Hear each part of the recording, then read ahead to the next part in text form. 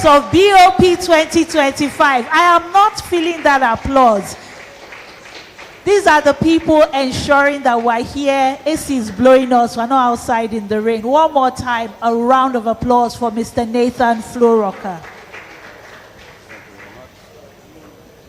Good afternoon, everybody. My name is Nathan Florocker. I'm from the Product Village, and we're in collaboration with Ulanzi for the BOP event. Thank you for having us. I'm going to try as much as possible to make this very, very, very quick. Ulanzi is a company that creates, they create products for content creators. And of all the products that they have, especially in the lighting, this particular light caught my attention. Now, this is the EC65 Cube light from Ulanzi. Now, I want you to watch what this light can do. Please, can we play the video from the top?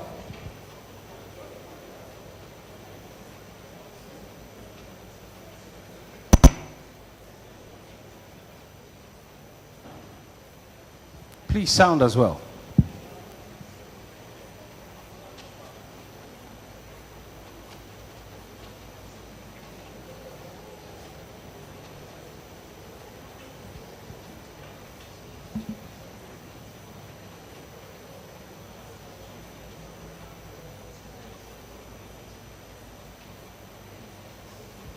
Sound, please.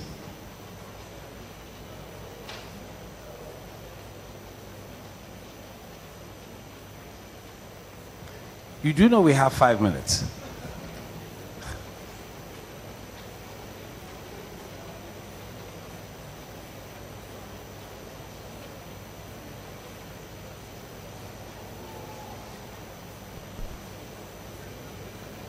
By the way, the bag I'm wearing is part of what Ulanzi makes. So we have a booth outside. Please feel free to come and feast your eyes. Are we ready?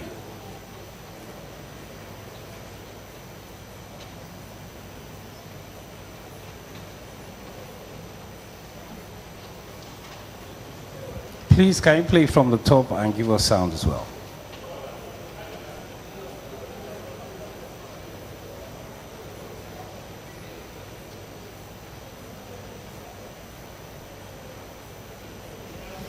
I apologize, we seem to be having some form of technical difficulty, but I'm sure they'll probably sort it out in a few seconds.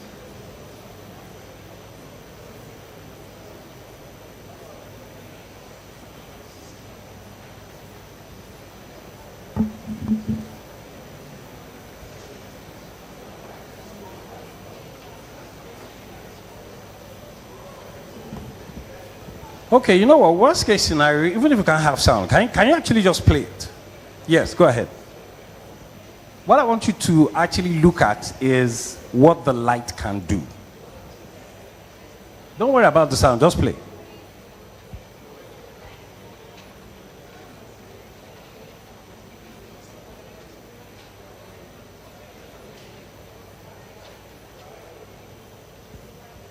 Please, I need you to pay attention to detail, to exactly how the lighting looks.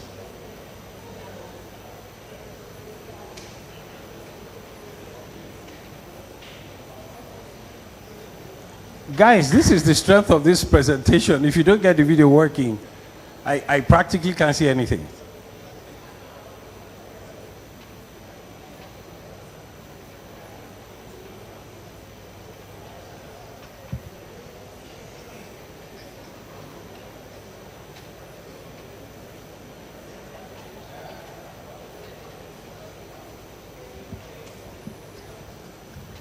Okay, so pending where you're ready, let me know. Now, the light that was used to film that is this, actually.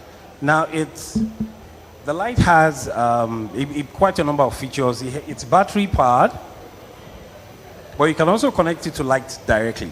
But you know what I love about it is the fact that it's pretty small and it's very, very easy to use. I really just need them to play this because there's something I need you to see that would make this, because if I keep speaking about this, you may not really understand what I'm trying to say. Now, I'm hoping they're going to get this in a bit, pending when they get this right. So I'm going to put this light on. I won't tell you the percentage at which the light is on, but I need you to look at the roof. I don't want to point it at your eyes. I need you to look at the roof. Can you actually see the light? Good. Now, there's a question I'm going to ask you the moment the video is able to play. Do we have it ready now?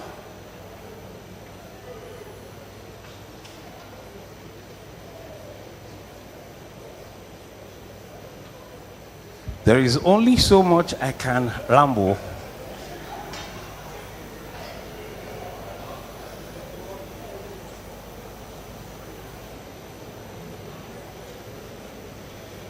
Okay, good. I think we have it playing. Just keep your eyes on the screen.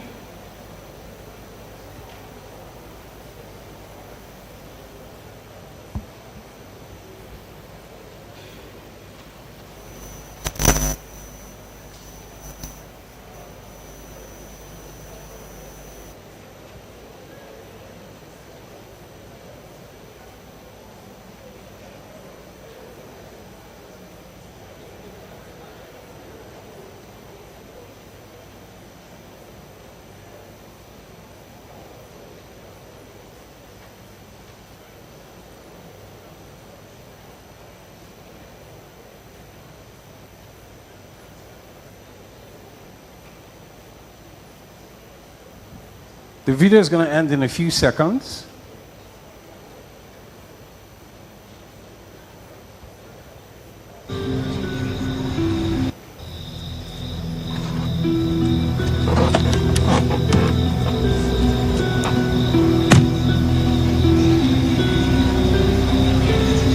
Okay, you can stop. You can stop. No way, you can stop. You can stop now. Good. Now, let me just quickly ask a question. Can you guess what percentage of lighting was used for this scene? Just this. Can I just have like 2 or 3 guesses? 3 what? 3% no. 5% no. 20% no. 1%. Here it is. It's actually on right now. This is 1%. Now that's how powerful this light is. I'm someone who believes in the quality of light, not just the quantity of light. So when you use a light, for example, just look at that 1%. Imagine the damage you can do with this. So if you want to learn more about what we can do and the products we have a booth outside. We have enough time to be able to explain to you how it works, the tons of other products we have. Thank you very much. Thank you very much. Remember, Ulanzi is sponsoring this event, so we want you to show love. Make sure you go and check out their stand outside. They have goodies, and of course, we all know the importance of light. You can create content, but if the light is not lighting, like they say, that content will just be seen as a whack. I know we're looking forward to our third panel session. The ACM team have asked us to slash the time, so we'll be taking out of the time, and we really hope that you'll put it in 30 minutes. Oh, the sound is working. Is it still working? Okay. We'll get to that video later. But please do stop by the Ulanzi stand so you can find out more about their gadgets, their accessories, very important for you in your content creation journey. So I'm just appealing again to our panelists and to our moderator to be very mindful of the time, because the ACM, they are on our necks to really keep to time. And some of our panelists for the later sessions have been here waiting patiently, so we don't want this to drag. Again, please keep the conversation going online. Ensure that you're posting using our hashtags for today. We have BOP, hashtag BOP 2025, and hashtag BOP Conference 2025. I'm really excited about this next panel, because I believe even if you're not a photographer, you're a creative, or you're just someone in enterprise, it's very important that you know how to stand out in a very, very, noisy world. So if you're thinking, oh, how can I differentiate myself from the next photographer out there, the next content creator out there, the next artist out there, this is the session for you. Please, let's leave 10 minutes for Q&A. That way we can have your questions answered. So all about personal branding and ensuring that you don't get lost in the whole mix and in the crowd. Time won't permit me to read everyone's bios, but as I begin to mention them, I'm sure a lot of you already know them and follow them. Our first panelist is a renowned photographer and creative strategist, the CEO of Felix Crown Photography. A warm round of applause for Mr. Felix Crown. You know, when it comes to portraits, there's something about Felix Crown Photography. Please, could you go all the way to the end? We'll have the moderator here so that I can easily communicate with her. So every now and then, just look at my side. Next, we have the co-founder and creative director of Ankel, and they are an global accessories brand. Please put your hands together as I welcome Miss Angel Obasi. A warm round of applause, please. You can see the accessories. Let's see the brand. Yes, I love it. You know, she's already standing out with her product. Next, we have the CEO of Captured by Adesua, another amazing photographer in the house. A warm round of applause. Keep the applause going for Enoshowo Eworo, CEO, Captured by Adesua. And she's looking amazing. Please, let's applaud now. Hey, thank you. And next, we have the CEO of Penzaville, Mr. Up and Down himself, a digital media strategist, talent manager of repute. Please put your hands together for Mr. Olufemi Oguntamo. Woo! I love how we're celebrating our own. Good to see you. And finally, our moderator, she needs no introduction. Amazing TV presenter, moderator of repute, excellent at what she does. She did an amazing job with the last panel. A warm round of applause for Miss Favor Elia Lojo. A warm round of applause for her, for Miss Favor, a lady in red, killing it. Please let the applause keep going till she gets to the microphone.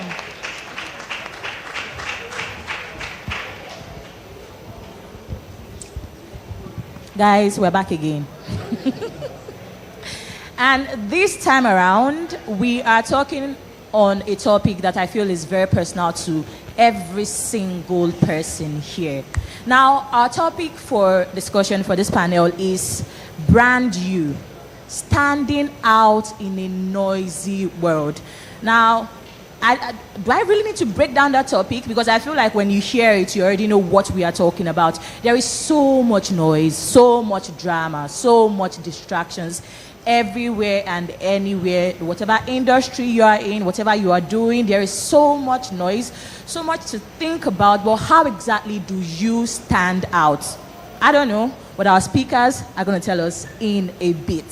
So I'm going to start with would I say a very personal question or a more personal question? How exactly do you yourself put you together as a brand? What is that thing about you that makes you, I look at myself, I can just decide I'm a brand, right? But what exactly makes me a brand? I think I'll go for Angel. You were looking at me. Hi. Hi, everyone. My name is Angel Obasi. I am popularly known on social media as the Style Connoisseur. And I think it's a question that kind of directly makes sense to me because in a world where there are a lot of fashion influencers, there are a lot of fashion people, designers, stylists, whatever it is, the one thing that has been the most thing that had made me stand out was finding something that was unique to me, and that was hats. I'm not wearing my hats right now because I don't wear my hats. I was going to ask, yeah, honestly. I don't wear my hats with wigs because it makes my hat look swampy, so it doesn't look right, and I never mix the two. But like I said, one of the things that made me stand out was because I started wearing something that I feel like not a lot of people was very interested in or passionate about. Like I always say, my business is very niche, which means that a lot of times I don't really look in the crowd and see a lot of people wearing hats. And even when you do in fact do stand out. And when I was starting up as a fashion influencer, I felt like there was a lot of people doing what I was doing, and the only thing that was going to make me stand out was wearing hats. Although I did love wearing hats, but at the same time, it kind of made sense that that would be something that would set me apart in a crowd of everybody doing the exact same thing. And it has gotten worse now with TikTok, Instagram, and everybody wanting to be an influencer, which is perfect. But at the same time, what makes you stand out? What makes your brand unique to you? And I would say that for years and years and years has made sense because everybody had always gone like, oh, the hat lady or the star connoisseur. Like it just makes sense and it just rings a bell. So I think in a world where you're trying to brand you have to pick something or have a saying, just like the red media guy, just something that is very unique to you. And it makes, like, I can see badge. Yeah, so it's something unique to you that makes perfect sense that this is who you are. And anytime people see your work, people see your art, it just makes sense, it clicks. Okay, thank you. So, Felix, you want to say something? No, it's okay. Okay, but I want to talk to you though. Okay, that's all right. When did you realize that you yourself are a brand? Okay, first off, thanks to Mr. Kola for this and for inviting me here, and all protocols observed. So, my journey started as an unconscious competent. An unconscious competent is someone that does something right without knowing they do it right. So while I started photography, it was a race to be unique. I just wanted to stand out. What I did was research a lot of photographers at the time and study exactly what makes them stand out. And I figured a few along the line, and after I discovered what was unique about them, I decided to find what is unique about me by self-reflection. What do I value? What are my core values? So to search inwards and know what makes you you, you actually need to silence the voice or the noise outside there. If you can silence it and then silence the noise around you and go inwards, you can search for yourself and know exactly what stands out to you. And then at the time that I came into the industry, a lot of people were doing lifestyle photography, which was clear lighting, so that they don't have shadows. I mean, I'm not the first person to do shadow or anything, but I was like, okay, how about I introduce shadow into my lighting? And then it stood out. Everybody noticed that about me. And then I started creative lighting and all of that. So those are the things that made me stand out. The search for more, the search for what is uniquely mine, and then even wearing my art is part of what is uniquely mine. And then I figured out that it was part of my insecurity that led me here. Although I'm not insecure about that. I'm bald, so I'm not insecure about that anymore. But it has already created a personal branding, a uniqueness to my person. Yeah. Thank you so much, Felix. So now for the gentleman beside me. We're talking on brand you, standing out in a noisy world. Now, which would you say is harder? Is it getting noticed or staying true to yourself after getting noticed? Hello. All right. So I think that anybody can get noticed, right? But being consistent, right, with what people know about you is actually the real work. And so, first off, I run a media agency, and we do brand strategy, PR, digital marketing for brands, and then we also work with talent, right? From Bilai Wasabi to Tomike to Brother Shaggy, Malik Afegbu, and a couple of them, right? And what I've come to understand is that everybody wants to get noticed. And let me use the word blue, right? But you need to understand that what will sustain you is not just being out there. It is what is original to you. That's why I love what they said. First off, it has to be original to you. You need to love what you're doing. And secondly, you need to have a clear plan. That's something people don't talk about. You need to have a plan. Because everybody's doing the same thing, literally.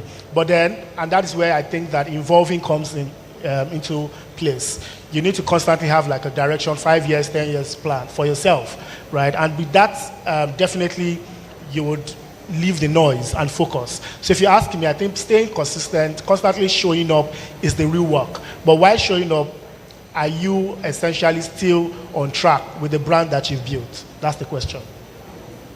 I'm going to think of my answer after this. So now, Eno, hi.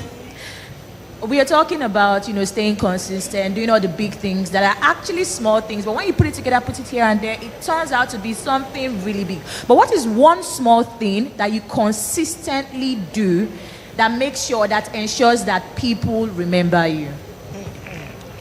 Okay. Hello, everyone. Hi. I'm Adeswa, and Adeswa Iwara. I work with children, so I'm going to try as much as possible not to channel my inner teacher. I've noticed a lot of people behind. I'm tempted to tell them to move to the front so that you can be part of this session. I mean, a lot of people here today you don't want to know the XYZ amount of money that we have dropped on the table to be here today. So this is me pleading with you that you should pay attention. I don't think anyone here has the money to engage him for a one-on-one session. So please, guys. How did we get here? So please, guys, this is me pleading that you don't bring out my Auntie Sue and ask you guys to come forward because it won't be nice. But anyway, thank you, Uncle Kola. Thank you, BOP, for having me here. So to your question, one thing I do to remain consistent is constantly placing people above the money or the project, in the sense that we're in a field where we are providing service, and it is not just a one paycheck thing. You want to constantly be relevant. So as much as you want to get that cash, make that money, make that name, you need to ensure that what people are saying about you over time is standing the test of just that one session, just that one project. So what I constantly do is ensure that I place people, I value my clients, I value my team, I value people over what the present cost or whatever the money is. So yeah, consistently putting people above the money.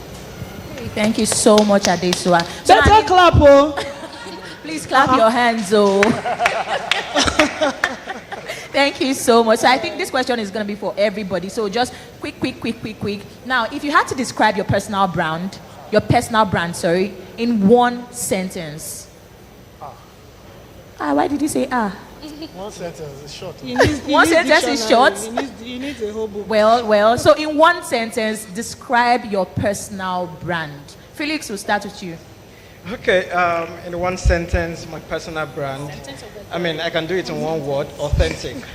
I mean, until there is a full stop, it's still a sentence. Okay, authentic, because like the previous question you asked about how to be consistent, I feel like if you are authentic, you will not be tired. So no matter what you start, if you're authentic to what you start, you would never be tired. So I'm very, very authentic to myself, and then I create what I want to create, not what anybody else wants me to create. So that makes me stay afloat all of the time. So I'm very, very authentic. And then I would say aspirational. And then another part of my personal branding would be my philosophy about life, which is unbecoming. For every stage of your life, you're becoming something. You're becoming something. And then I found this out from a personal journey of self-development. So I went on a retreat of self-development to just understand myself, what makes me me, and all of that. And I found out that everybody has their uniqueness, and unbecoming is a personal journey because you can never become until death. It's only God and the dead that is perfect. So you are always on a journey. And then if you embrace this, I tend to also show this in my clients. My clients approach, okay, I want you to shoot my 50th and all of that. I showcase this, like, okay, this is your becoming 50. How do you want to look? I was speaking with Uncle K the other day, and he said something so profound that has stuck with me. He said, when a client reach out to you to come and shoot them, he said that client has placed you as a judge over the entire becoming so as to represent to the world, like, okay, show me what it is or what it takes to become 40 and show the world that's face of me. So if you falter on that part, that means you're a bad judge. If you do a good work, that means you're a good judge. So that's my philosophy. Thank you. That was like, that was 23 and 3/4 sentences. That was definitely not one sentence, but I'll take it. So Angel, one sentence, guys, one sentence. I'd say the word that best describes me as a person is consistency. And just to mildly elaborate, that would be Denzel Washington said something when he was receiving an award, and he said, without commitment, you would never start, and without consistency, you would never finish. And that's how I live my life. Thank you. Adesua. Okay, Olufemi. Okay, so in one sentence, I'm going to obviously explain. I would say that I'm a strategic and forward-thinking guy, and let me explain that. I know we don't have enough time to talk about my story, right? But my story has actually been a huge testament to being strategic and constantly evolving. So I hate to be in a comfort zone. I started my career as an influencer, like a Twitter influencer. It's not bad, right? But I started that way. But now I run a media empire and I manage a couple of creatives. And I engage with big brands like Google, Microsoft, Bolt, and all of that. But what I'm saying to you is that it started from me getting uncomfortable with my current situation, not because anything was bad, but I wanted more. So I think that for me, I'm very strategic. I engage some brands on partnership level. Not everything is money, but I've come to realize that most of those partnerships definitely will bring you even the big bag. So in terms of even the brands that I work with, that I align with, I'm very big on brand perception. So if I think that I can work with this brand, I'm not getting what I need financially yet from this brand, but again, my alignment with this brand would place me forward, then I would definitely engage on it. So I think that for me, being strategic and forward thinking is very important. Yeah. Thank you so much. So Adesua. Okay. In one sentence, well, I would say my brand is a garden. I would use the analogy of a garden, and I am the gardener in the sense that I am bold, creative, and I show up when I need to. So I believe that CBA is a garden that keeps blooming. We prune where we need to, and pruning is shedding off bad habits, taking feedback, and then watering, gardening, and pretty much, yeah, my brand is a garden. Yeah. Okay, thank you so much. But now, beyond talent, let's talk about reputation. Let's talk about, would I say behavior, what people think about you, and everything. How do you think it translates into building your personal brand? For example, I had a friend in secondary school then. What people would say is, oh, beauty and brains without character. Now, I'm also kind of, maybe not a firm believer, but I just feel like, see, if you are going to be, in quotes, an anyhow person, be very good at what you do. Maybe I would overlook your anyhowness. But how exactly would you say reputation and beyond talent, how does it translate rather into building your personal brand? Anybody can take this. Okay, I would like to take that. I have a sentence that I love to repeat to myself and to fellow creative, which is after an encounter with a client, let's say, and the only compliment you get from that client is, those are amazing pictures. You failed as a creative. Because deeper than your pictures, there is another new kid on the block that is going to come back one day or come up one day and take exactly what you've created or even do more. So if the compliments you get from people or from your clients in terms of the experience you give them is just surrounding your talent in terms of the work that you do, rather than, oh, this person is kind, this person is patient. I love the fact that your humility speaks ahead of you and all of that. I feel like you failed as a creative. So it is important because that is your personal brand as well. A lot of clients has come back and I've gotten new clients because they said there's something about you that has brought me back. And then, I mean, everybody has faced a situation where maybe a client did not love some pictures. I've had a recent job that I did that the client wasn't okay with the pictures, not because the pictures were not good, but because of other circumstances surrounding it. But she came back again for a new set of session just because she was like, I just love your person. And then she loved the experience even anew. So it is important that people experience you for you in terms of character, because at the end of the day, when there is a new kid on the block, you will stay afloat because of what you stand for.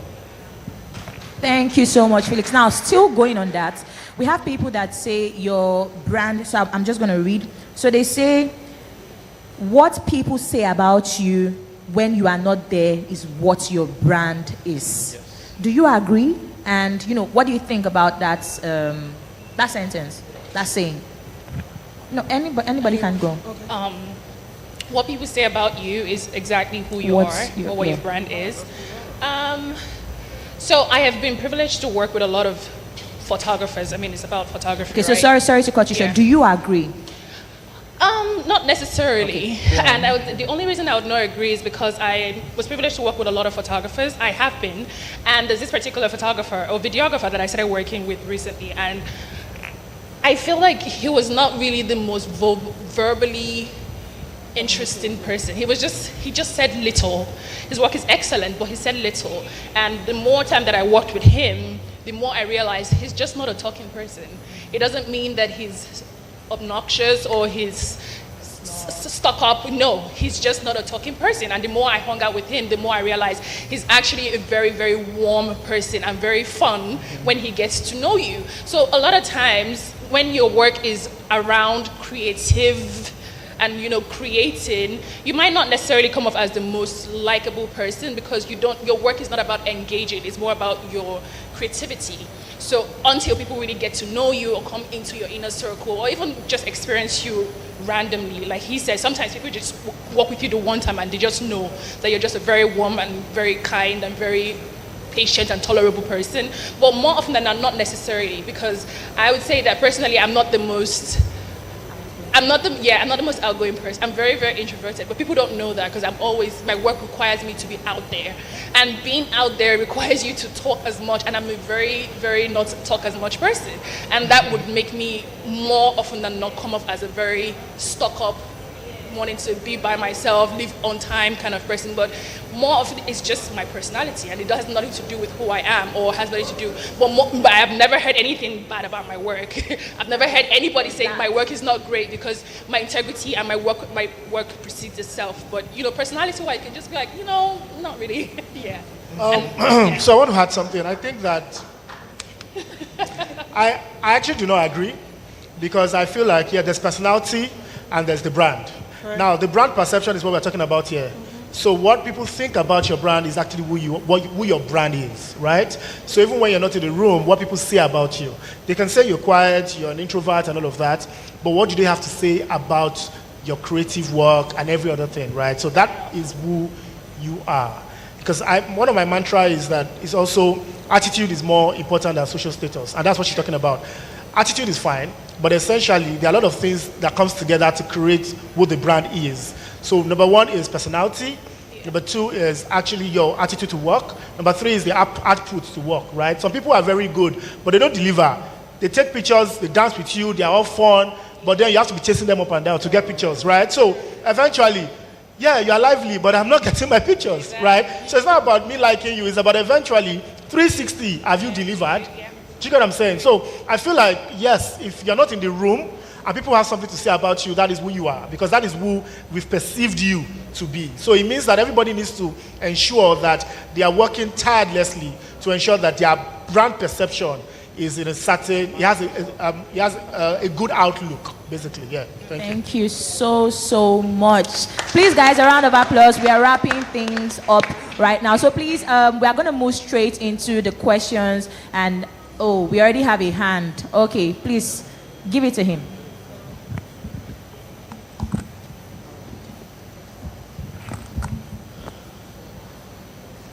All right, thank you so much for that wonderful insight. Yeah, my name is Timmy. I'm a photographer, and my question is for Mr. Felix. Thank you, sir. Yeah. So, these days, working with clients, especially in photography, can sometimes, feel like you're just like acting on the stage while on the job. Like most clients, most of them, they don't expect like just the good shots. They want the vibe, the energy and the experience. So the question is, as we all know now that AI is here, and AI is here to stay. So as a photographer, that is not super chatty vibes with clients. You're just there for the work. Does that mean that in this age, you won't like succeed in the age of AI and expectations from clients? Felix. Thank you, sir. Felix, yeah. Myself? Okay, thanks for the question. I think 2 panels back, Dotun was on the panel and I said something, you can never be an island. So and that boils down to brand you. If you know your core and you know you're not super chatty, you're not the guy that screams on set and everything, get someone that can do that. I mean, that's why there's a set of people called hype men, right? Because the celebrants themselves cannot come and entertain the audience or the people that came for them. So it is important to get someone of your team that can do all of that. The main point of all of this is find your center, know yourself, know thyself. Yeah. Thank you so much, Felix. Do we have any other questions? Any other question? So to just wrap this up, this is my question to my distinguished speakers. Now we are talking about branding you, but how exactly do you separate your personal brand from your personal life? Do you bring them together? Would you say that putting bits and pieces of your personal life into your brand makes it more relatable, or it's just the brand is there, the life is there? How do you balance handling both of them to ensure that your story and your brand is seen, is heard and seen? So who do I? Angel, I like your face.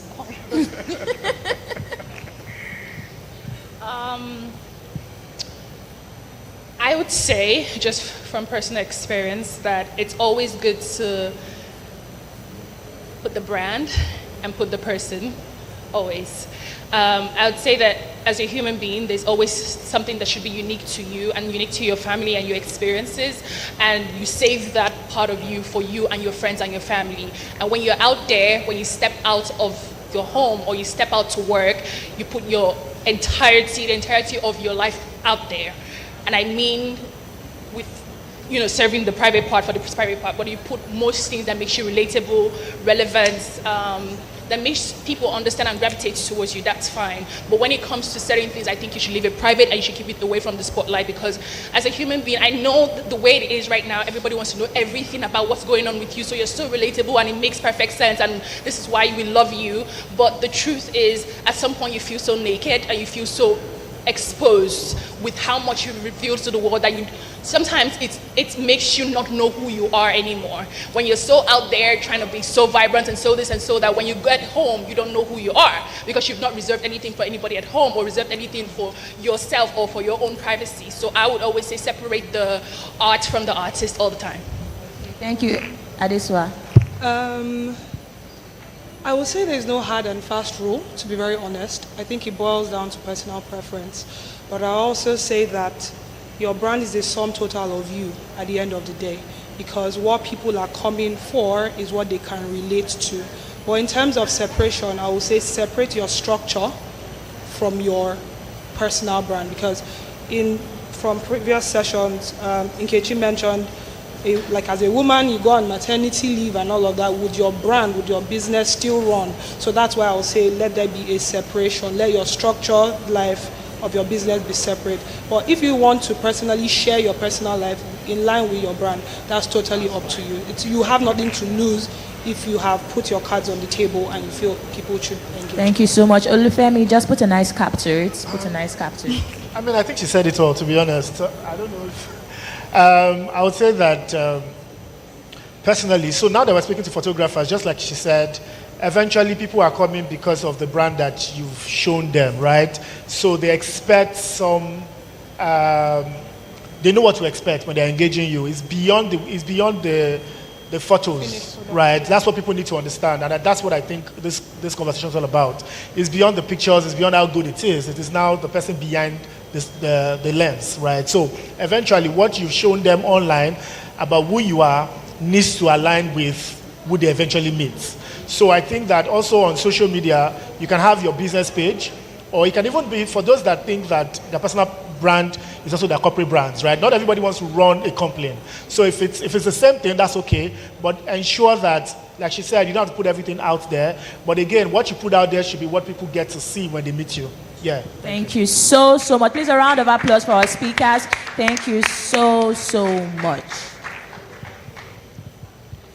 I don't know who that applause was for, but definitely not for our panelist and moderator. We can do much better than that. A BOP delegates, thank you very much.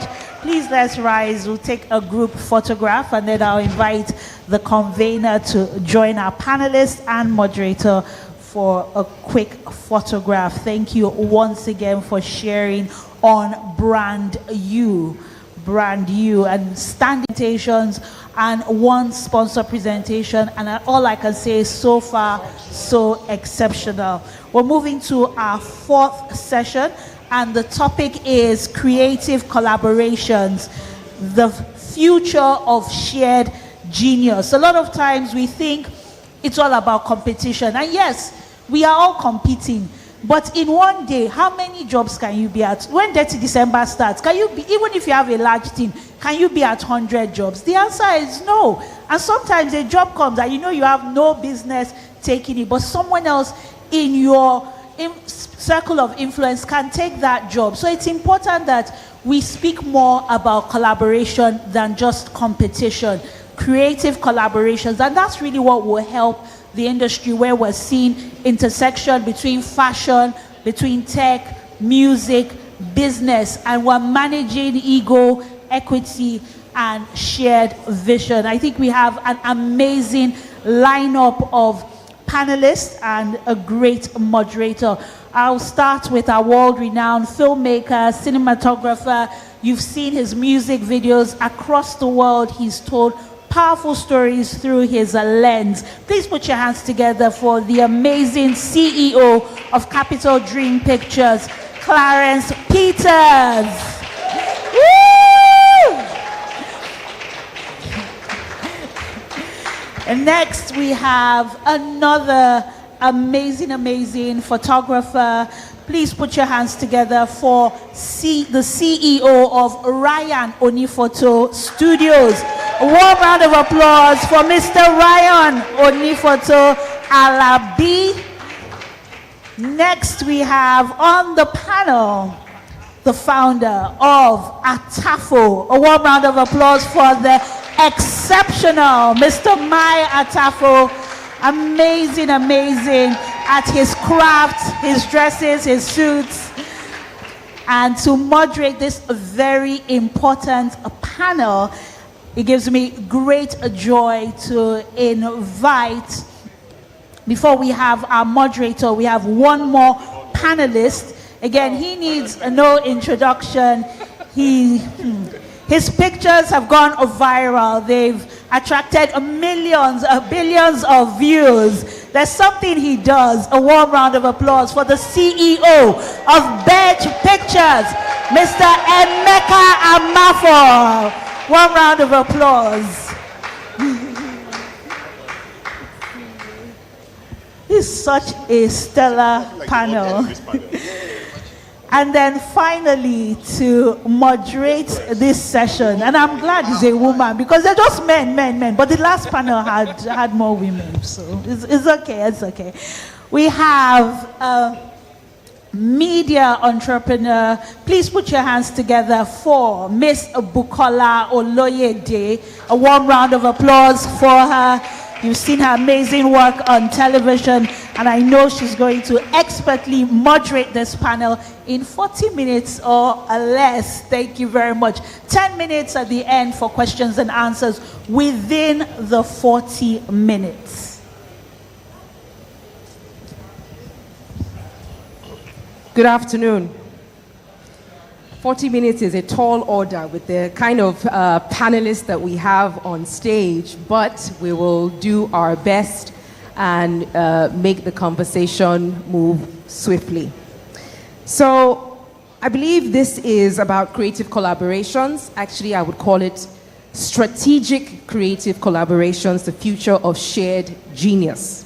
If you look around the industry, whatever it's film, music, fashion, tech, or art, you'll see that lone geniuses working alone in isolation is a thing of the past. It doesn't happen anymore. The most groundbreaking... But if you want to go far, like they say, you have to go with someone. I'm going to speak as a photographer and how we collaborate. I'm in the wedding industry, and my job is pretty much a collaboration-based, service. Collaborating with the planners, the hairstylists, the stylists, you name it. So when you find the best people, you would know, all right? A stylist will see color where you're seeing light.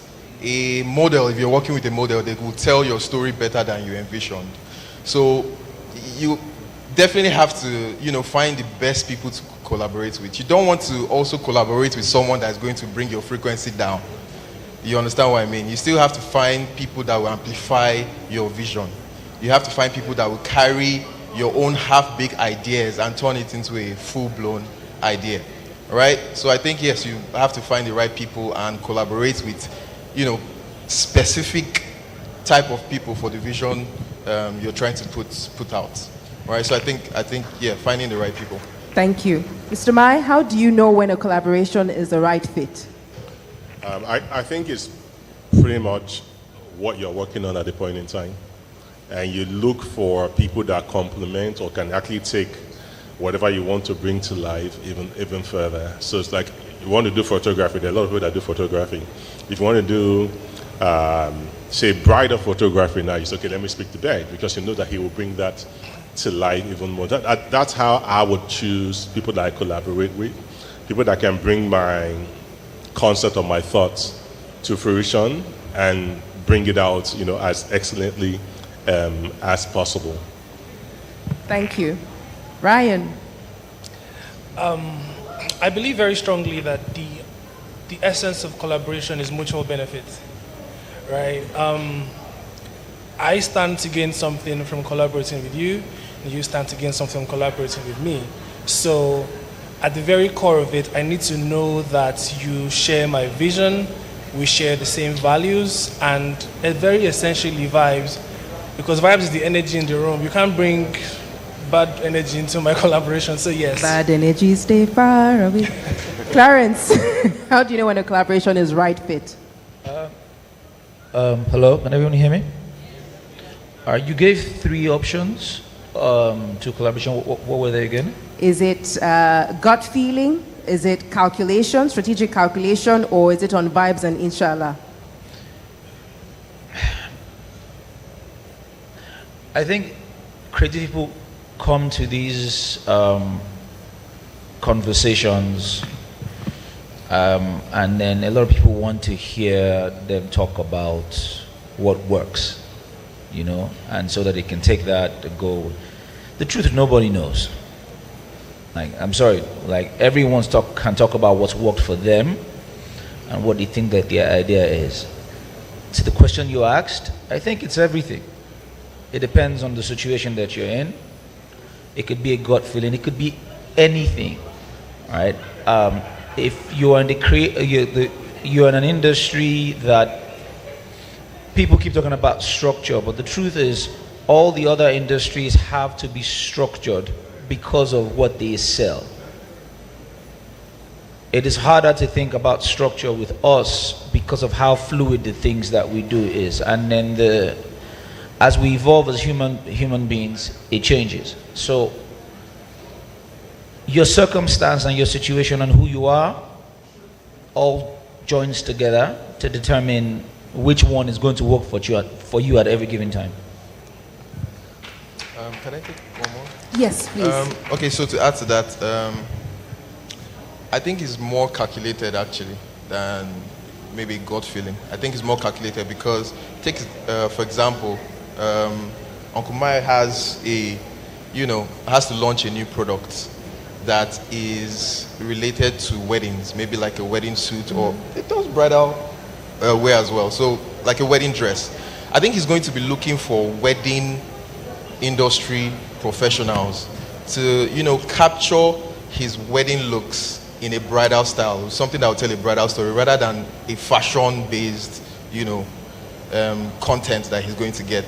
So I think it has to be calculated. You have to find the right people that will tell the story that you're trying to portray. So if you want to tell a story about a bride or a wedding, you go to a bridal professional, a wedding photographer, and not maybe just only a fashion based photographer. So I think it's more gut feeling. It's more calculated than vibes, then hopefully your gut is right. Hopefully your gut is right. Okay. Clarence, you said it's a mixture of the three, right? And it depends on who you are, where you are at that particular time. Which brings me to the idea of learning, right? And growth, because that's the trajectory that we're looking at. A successful collaboration shouldn't only just have a winner and a loser. It means that there has to be balance between the two parties, all the parties that are involved.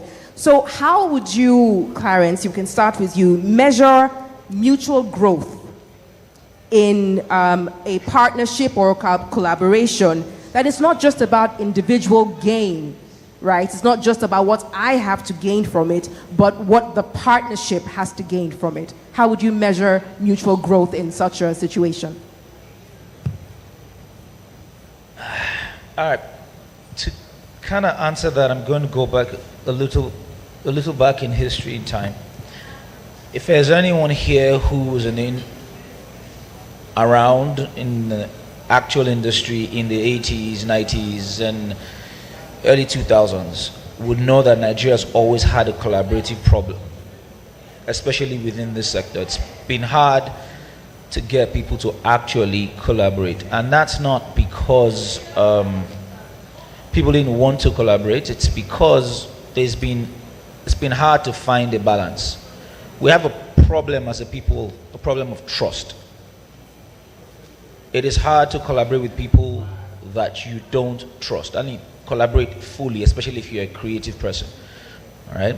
Because the moment you go into that creative space that you're going to go into, you can't be carrying the money in your head. And then you get scared that by the time you're finished doing all the creatives, someone's just waiting there and carries all the money and goes away. Look, I could give you 100 answers to these things, all right? And I'm sure most of the people that have been on the panel here have all given insights that kind of lean into all of this. But balance is on an individual basis, all right? You are dealing with one person, and you take it as you're dealing with that person. You look at the vibes, it feels right. You look at the strategy of it. But most importantly, and this is the most important part, you pray to God that they don't screw you up. That's the best that I have. Say that again, please. Please repeat that. Maybe some people didn't hear. You pray to God. Because everybody can give all these different mathematics, all this answer now. Story. We carry this thing, And when creative people start talking, very sweet mouths.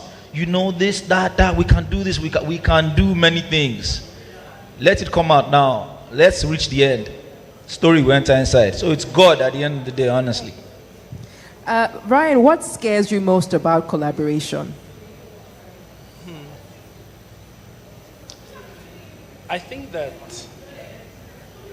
I'm going to pick from where he ended, the screwing up part, especially when the collaboration is long term. Because in the beginning of collaborations, people always put their best foot forward, right? You see somebody who shares your values, people can, put up a smoke screen, right? And as time goes on, they begin to show their true colors, right? So it's people being, two-faced at the end of the day. Yeah. Okay.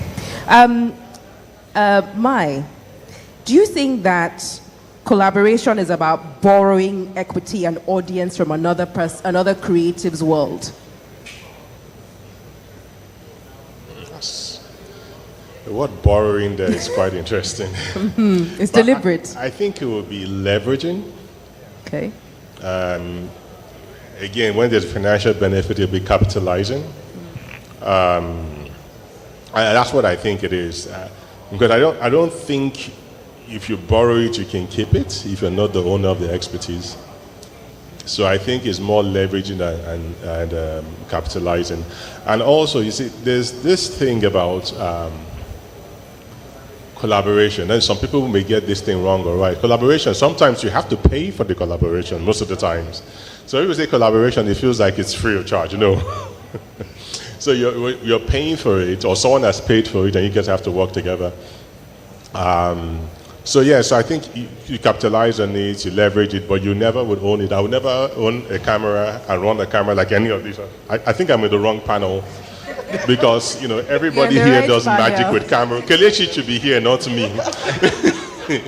Because the only camera I have is my camera phone, and I'm still bad at that.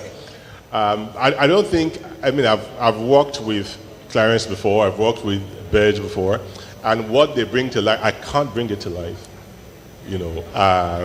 So it's literally capitalizing. And sometimes I believe that even as a fashion designer, you can tell your fashion problem that you want to get a visual solution to.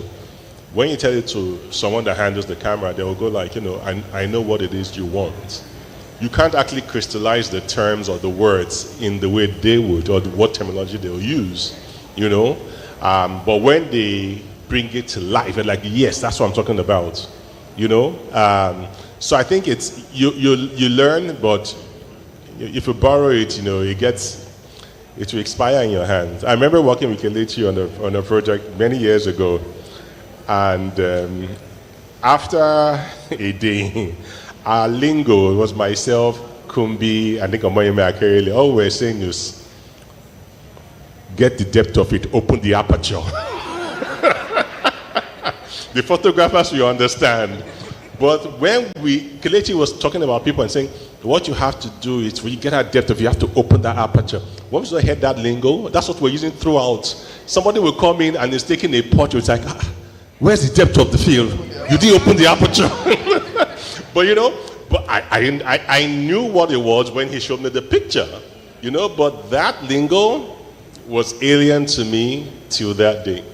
So I think you can actually learn, but you can actually borrow it, to be honest.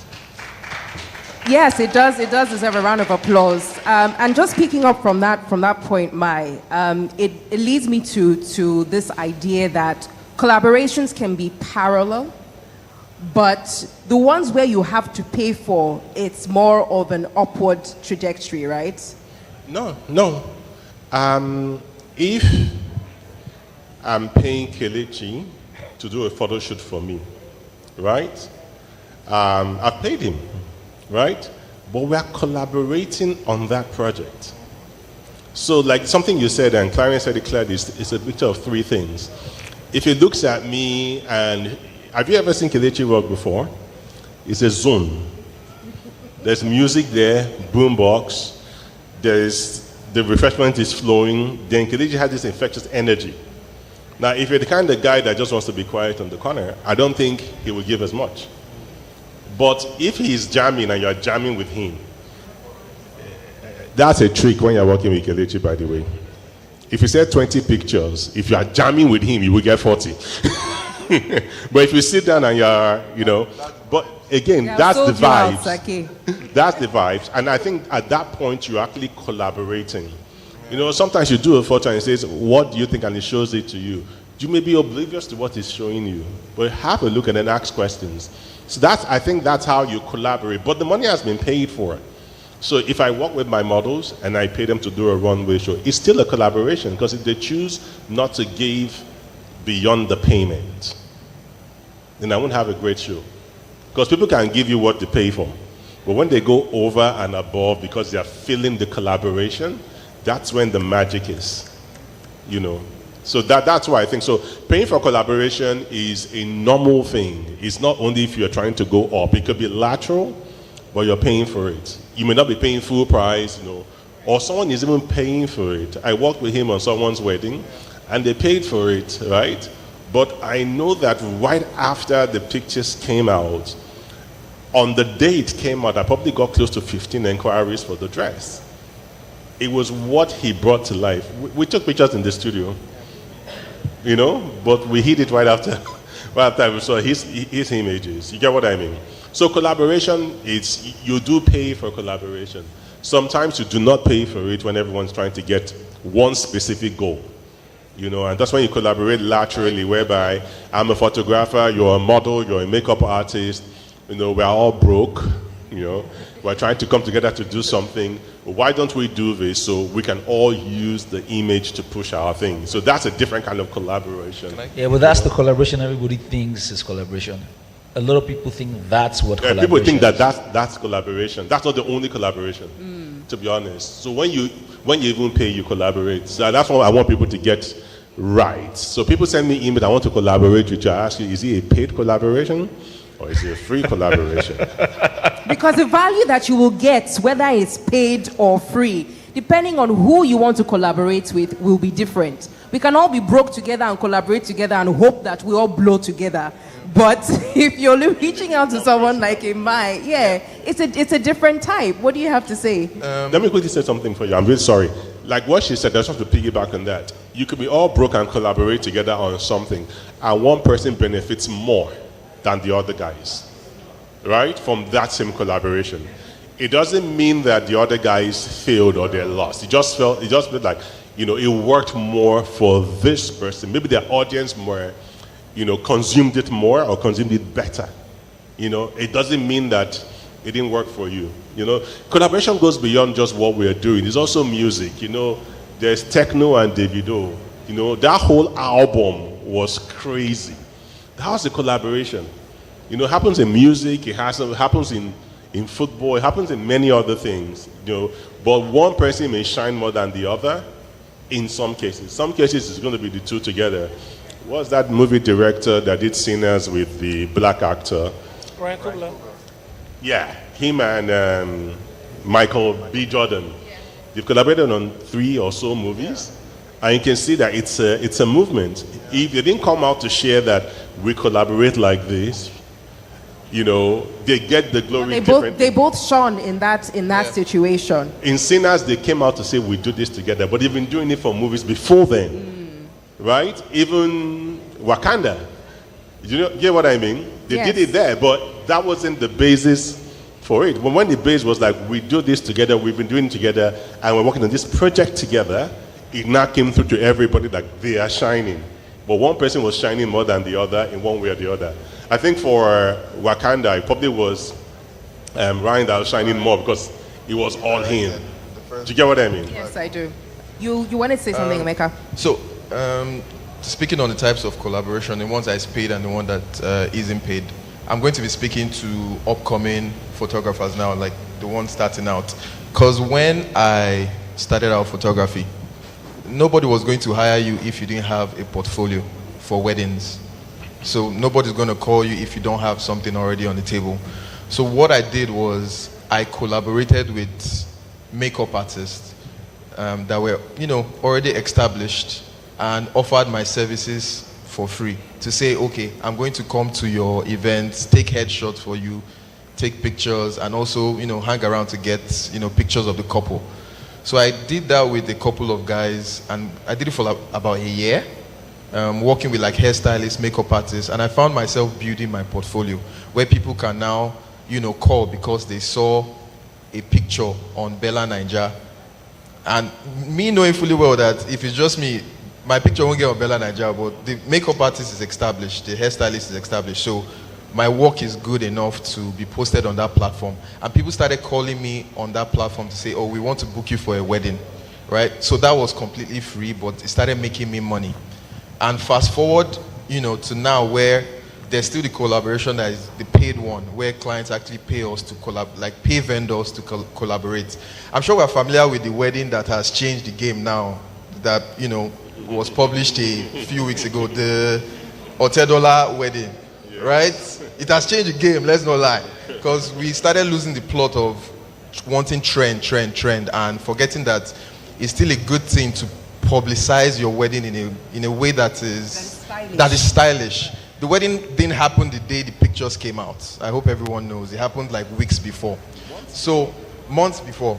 So you can see how there are people in this room or in Nigeria that probably had no idea who Joseph Villa was, right? But now we know who he is. Because this is a photographer who has a collaboration with Vogue magazine. Because if you go on Twitter on that day, everybody's like, oh, $50,000 they paid. That money has been shared around him plus the publishing company that have. I know that for sure because I have international publications now that I collaborate with that I've gone to, message and say, can we do a deal? I will provide you with, luxury African weddings. And they're like, wow, oh yeah, let's have this. And once I get those pictures, I send to them and they publish it. That is a collaboration that was paid by the client, right? Knowing or unknowingly, but you see how it's still making us money and getting my work publicized internationally, not just locally again. So there are two types, the ones that are paid and the ones that there's a goal for, putting yourself out there. So again, I think it just comes back, yes, you will. It comes back again to strategic collaborations, not just collaboration for the fun of it. And Ryan, you can answer that, and when you finish answering that as quickly as you can, because we do have to wrap up and ask the audience some questions. When is too much collaboration? Is there such a thing, first of all, as too much collaboration? So you can add the two answers together. Thank you very much. Okay, so I was going to follow up from what Bej was saying, but I'm specifically speaking to upcoming creatives, right? There's because you can't tell the difference, particularly between paid collaborations and unpaid collaborations. You want to collaborate with somebody who's already established, and then they ask you, "Is this a paid collaboration?" You're like, so what to do in that moment or at that level is collaborate with your peers. There's a lot of creatives out there who are on your level, but because you're already trying to, eat from the finished cake. Collaborate with people on your level. Sometimes you see people, it's like they have a clique, but it's not necessarily a clique, but they've been grinding together from the beginning, and then you just want to come all of a sudden and join the clique and eat from the dividends. It doesn't work like that. So create with people on your level. You might ask, okay, so how do I know people that are on my level? You can almost tell from the portfolio, or you can ask friends. I'm sure you're in your circle. You want to know, do you have makeup artists? You can always tell, right? So to answer your question, I don't think paid collaboration can be too much. No. I'm not talking about paid. My question, don't be cocky. My question was, is there such a thing as too much collaboration? Yes.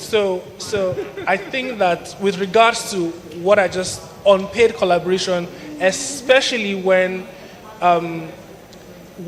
you can almost tell that you are trying to be exploited. People are going to get the bigger part of the cake than you.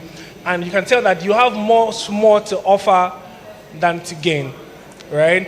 I think that especially when you have built a portfolio, you can tell that, okay, from this collaboration, there's not much for me to gain. You're going to get the bigger part of the pie, right? And if that keeps coming up often and often, you know that it's too much. So yeah. Clarence, everybody knows how vast your experience is working with artists and musicians who have big egos. And then there's you, who also needs to balance your creativity and your creative vision with what your artist wants, or sometimes they don't even know that they want. Yes, your big ego as well. I was trying to avoid that.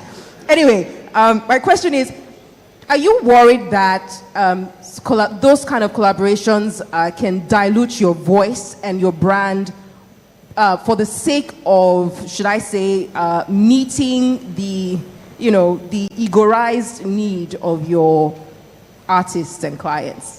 Sorry, big English, but I think he understands what I'm saying. Every time. Every time. Every time you have to work with, every artist is big. Once you've collected their money, they are big. The point when you are negotiating, they are begging, right? Once we have collected the money from them, all right. So the balance of ego. Look, collaboration is a big word for value. It's value exchange, right? It doesn't make any sense anymore if the value isn't working both ways. For some people, it might be, someone made a statement about in certain situations, I think it was Maya that said that that entire collaboration might have worked better for one person. Now, maybe, let's say it was 10 that was the profit from it. You only got one. Maybe all you needed was that one.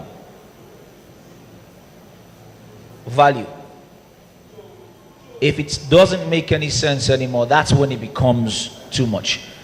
Every transaction, right, is a new transaction. Your experience is what kicks in for balance, but every transaction is different. You might have worked with that client 3, 4, 5 times before. It takes one job for you to lose that client, right? Suddenly you do one, person doesn't like it, their friends are talking to them, whatever it is, and they want to work with someone else. All right? So every job is different. I don't know if you guys understand what I'm saying. Yep. All right, so the balance is in value. If it's not making sense. Now you have to be informed about what your value is. If you don't know what you are looking for, not, I'm a creative, right? My brand. Every time you're going around carrying your brand. Your brand is worthless if it has no substance. And for it to have substance, you have to be working. You can't keep saying you have a brand, and you are not doing anything. If that makes any sense. So value systems. Know what you are looking for from that entire transaction and stay with it. Okay, a lot of interesting insights across this panel. Is there any questions in the audience, please? I see hands up. I will take the three people. Okay, we only have about 6 or 7 minutes or so to the end of this, so please try and keep your questions short. Do we have a microphone? Thank you. Hello everyone, good afternoon. My name is Adebinkwe Adebambo and I'm a multidisciplinary artist. Thanks for sharing, it's been quite insightful. So my question is directed to Ryan, Emeka, Mai, Clarence sort of. So, sorry, one person can answer the question so that we can take other questions in the audience. No, it's not 3 questions, it's 1 question. I'm just saying it's directed to all of them. So, someone that is young and upcoming, like a model, who is aspirational, like you can work with your peers quite all right, but is dreaming of working with Mai, working with Ryan, working with Emeka, has entered, like DMs, of course, gazillion DMs you get. So what is the way to get your attention, even though the person is also working with his or her peers? Thank you. Simply put, your work will get my attention, not your message. I need to see you do something and that catches my attention, then I'll say, I want to work with this person. Or I see you, then I see that, then you come to me, I'm like, I remember this girl from somewhere. So all I'll say is, keep working, keep trying to get booked. The big person you want to work with will see you. Or when you now meet them, there's a reference point. Because people tell me, I want to work with you, I go to their page, they have 0 images posted. And they want to work with me. Well, how do I start? Knowing that I've gotten like 50 of those already in one day. So I'll just say, keep grinding, keep working, then it will be easy to see you from the body of work that you have done. Right. Thank you. Next, over here, please.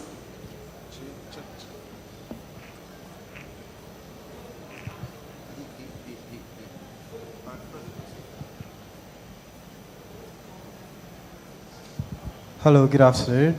My name is David Adetola. My question basically is to sort of listen from your experience about a collaboration that has gone bad. And the question sort of tilts towards two directions. The first being, when it went bad, what was your reaction towards that kind of collaboration? Was it to destroy that relationship entirely? Or the other side of it is, if that collaboration did go bad, but the relationship was still there, how do you manage getting over it to move on to other collaborations? Thank you. Can we break that question so that maybe one person can take when it went bad, what did you do? And then another person can take, well, it went bad or it didn't go bad, but that relationship we had to, I think that's your point. We had to, I still kept that relationship, right? Despite the collaboration going bad, correct?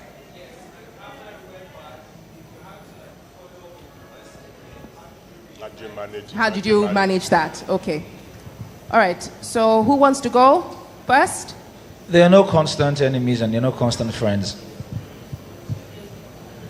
If the relationship went back and you go back in and then you force them to work with you again with your work, that's it. That's the only tool that you have. All of this big English, all right, you go back in and you grind it out. And you do amazing work.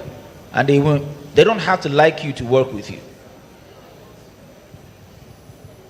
I mean, it's better if they do, but they don't have to like you to work with you. If they need to work with you, then it's sweet. It's always sweeter that way. Anybody else? Okay, one more question, please. Good afternoon, everyone. I'm Franklin, Food Pictures. I'm a photographer. So my question is to Bedge, or anyone else can answer this question. So when you say strategic collaborations, and you say work with your peers, to be honest, my peers do not want to collaborate. So I'm a photographer. I text some models to work. I'm sorry, my darling. You have to ask the question. Yeah, I'm asking the question. Okay, all right. Yeah. Because they will kick off our stage. All right. So you text a model. She's not a top model, but she's a good model, and you want to work with her. And when you say, okay, this is what I have, I want to work with you, they come up with, is I only do paid. Mind you, she's your pair. You understand? Like, she's your pair, but she'll tell you that she only does paid work. Or you meet a hairstylist, and they tell you they only do paid work. Now, when you have such situation or such incident multiple times, what do you do in that? They don't see value in what you have to offer.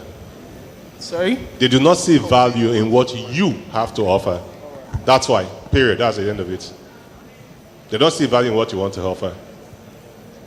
So that means you have to step up. So when you make a call, they're looking at your page and going like, I must work with this person. So Clarence talked about value in collaboration is, value. Maybe you should actually try to pay them and do the collaboration and put it out there and see if it even works for you in the first place. So maybe you are the problem. So I was going to say, sometimes in this industry, money builds relationships, to be honest. Because if there's a model I want to work with, maybe I'm having a wedding campaign, and saying the model is asking for payment. There are other fishes in the sea, but I know this fish is the fish I want. I would pay for that enjala. What do you call it? Hold on, wait. But then again, I'll move it forward to say, the first time I worked with, there was a time where I was praying to be on Bella Niger, right? Then I realized that, you know what? It's not like I don't have money. There's money. So I just collaborated with a few friends and we paid for publication one time. And after that one time we paid for publication, I think they just needed to see the work, that the work was good. And they started publicizing my work without actual payment. So sometimes people just, because the person you're collaborating with is still trying to earn a living as well, right? So sometimes open the door with money. There's more money in the room. Hold on, right? Hold on. Can I add to that? You don't have to work with the best people. you have to work with people who are the best people for you. If models are saying they don't want to work with you, then go and look for someone who's not a model. And then you make them into being a model. 100%. He's saying that because that's worked for him every single time. Well, we don't have any more time on this stage, so thank you so much to Emeka, to Mai, to Ryan, and to Clarence Peters for their contributions and their insights. And please, you know, they're still around, so if you have any more questions, you can see them after this session. Thank you. If you can catch them, that is. And thank you to our moderator as well. Please put your hands together for our moderator and panelists. What an interesting, informative, and I dare say entertaining conversation full of lots of nuggets. We'll have a group picture with the panelists and the moderator, and then we'll invite the convener, Mr. Kola Oshalusi, to join them for a group picture. Well done. I just want to say thank you to our amazing audience. The energy is still high. You're still asking questions. You're still engaging. Please put your hands together for yourselves. You're doing amazing and looking beautiful and handsome while at it. We still have our final panel. Again, a plea to our moderator to just ensure that we keep to time, because we want people to connect with each other. We want people to network, to check out the exhibition, and of course, to make plans to attend the remaining days of the Business of Photography Conference. It doesn't end here today. So we'll have some of the flyers show. We still have more sessions, master classes, where you can learn from the best of the best. So please, to our moderator, let's just be very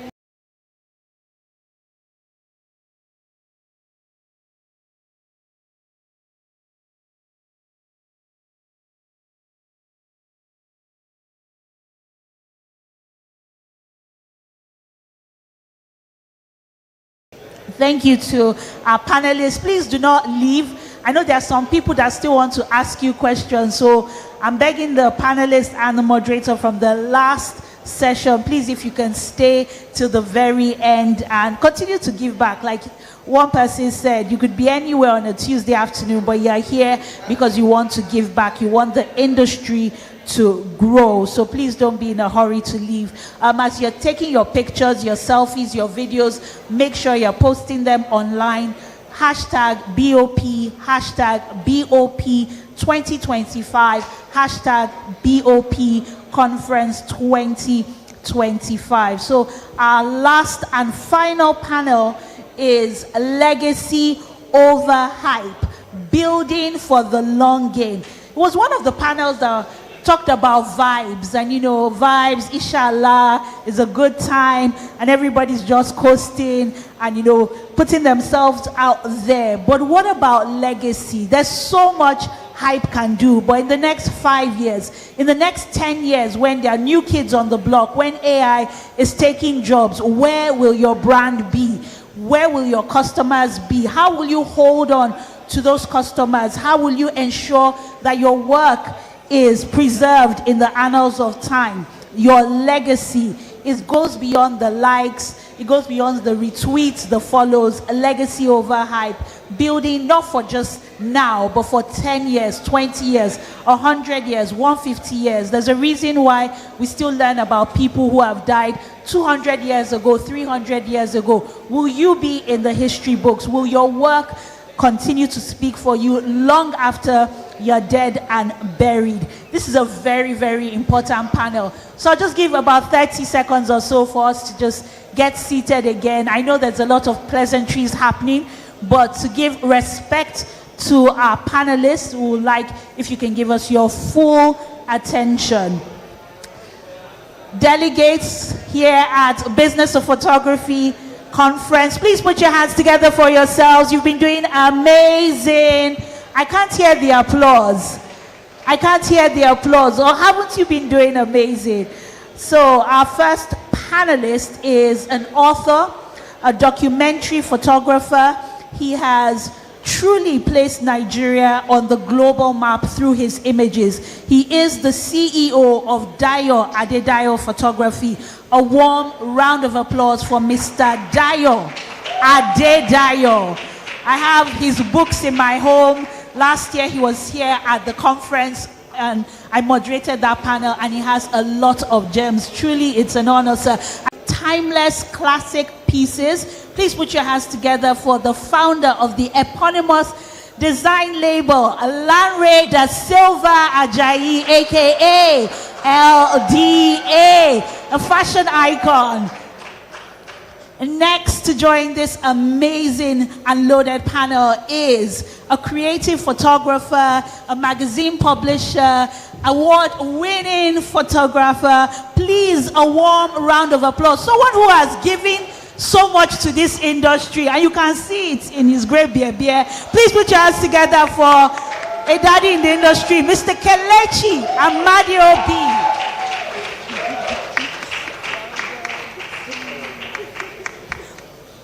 And to moderate this panel, our final panel for the 2025 Business of Photography Conference, is none other than a correspondent, a presenter, on-air personality at a news central. A warm round of applause for Judith. Please, can I have your warm round of applause?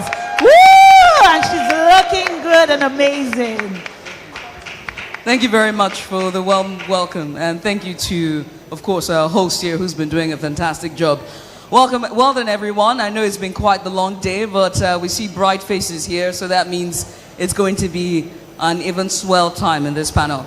My name is Judith Ativi. I will be the moderator for this very essential, important, and as the title of the panel says, a critical question we need to ask at this time, and that is hype over legacy, what comes first? In an age where virality, likes, viral moments, and an insatiable desire to be popular on social media, to grow your followership and your number, how can you remain important? How can you build a brand? But most importantly, how can you stand the test of time? The three persons of this stage have done that. They have stood the test of time in their respective field, whether it's I want to say democracy. See, that's what happens when you're a broadcast journalist. Oh, that wasn't funny. See, he laughed. You don't think I'm funny?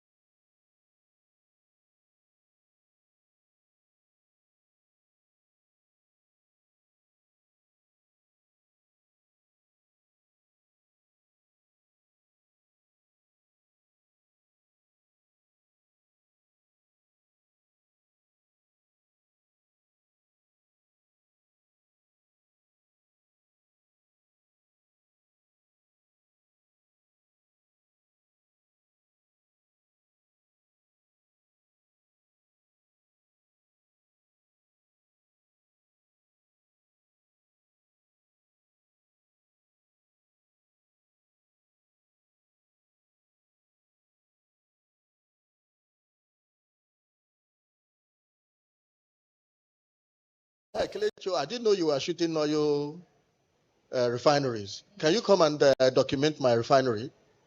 Now, that one like is the only relevant like. Right. And very important. Now, let me switch gears away from you now and come to the fashion industry. You are legendary, Miss Larry De Silva Jai. LDA is a brand that has so much grown to the point where we've seen the next generation of LDA as well. Not just a legacy, but a legacy that you have passed on. So, a round of applause, please. It's not easy in the fashion industry.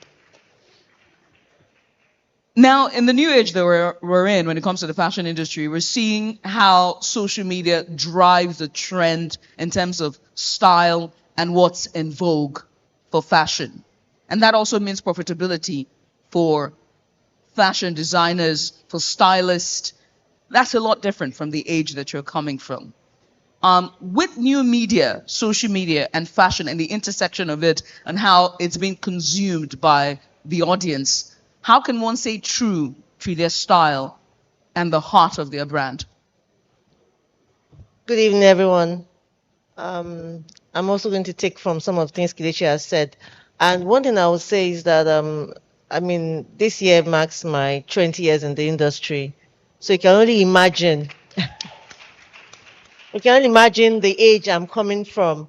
I'm coming from the age of, I don't know if anyone knows City People and Comium. Those are the days I came from. Genevieve, True Love magazine were on the covers. In fact, these days the style pull of them, we used to have to read proper newspapers, Punch and all of it. But and then it was word of mouth, you see. So the work you do is what people would see, show to others, and then they come back to you.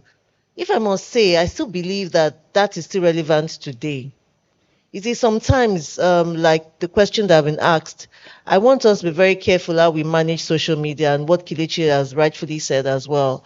Before COVID, I don't know if you all noticed, the algorithm was different. Everyone could see your posts. There were no issues. The comments were flowing. But now, by the time everything changed and now it's actually monetized, there's been a lot of difference. In fact, to the point where you sometimes drop in your followers, you wake up, you see maybe 100,000 followers has gone. You're wondering what's going on. I remember that I had to get someone and ask a bit of questions what was happening. So what I would say is, as much as possible, the set of people that spoke before us, we spoke about collaborations. It's good for you to just continue to do what you want to do. Do not let it affect you much, because the people that would come. And over time, you find sometimes someone would say to me, post in the morning, post in the evening, post in the afternoon. I was a bit like, what's going on? Did you people get that? They'll say you have to have a time, you have to post. Oh, yes. I'm telling you, this was a team discussion. We had to sit down and begin to wonder what was going on, to the point where they said, oh, you could post at the weekends. Or LDA, your own is to be your best time your consumers are seeing you is in the evening. What I found out eventually is keep at what you're doing. Consistency, putting your work out, be it photography, be it the documentary, be it fashion that I'm in.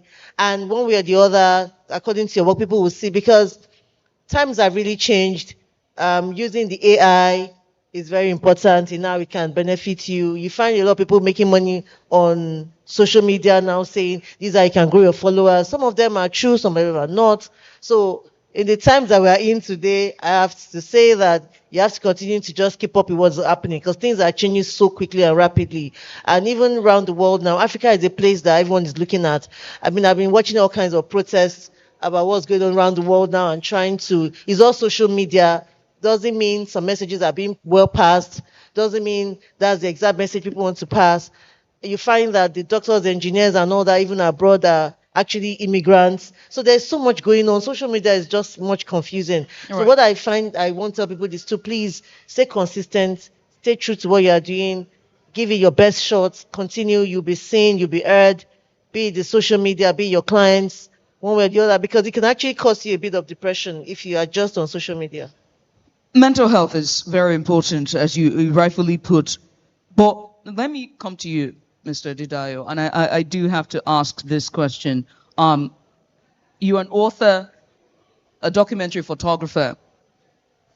That field of photography is slowly changing, or better yet, it is now, I wouldn't say saturated, but social media have played a huge role when it comes to how it's being perceived and appreciated.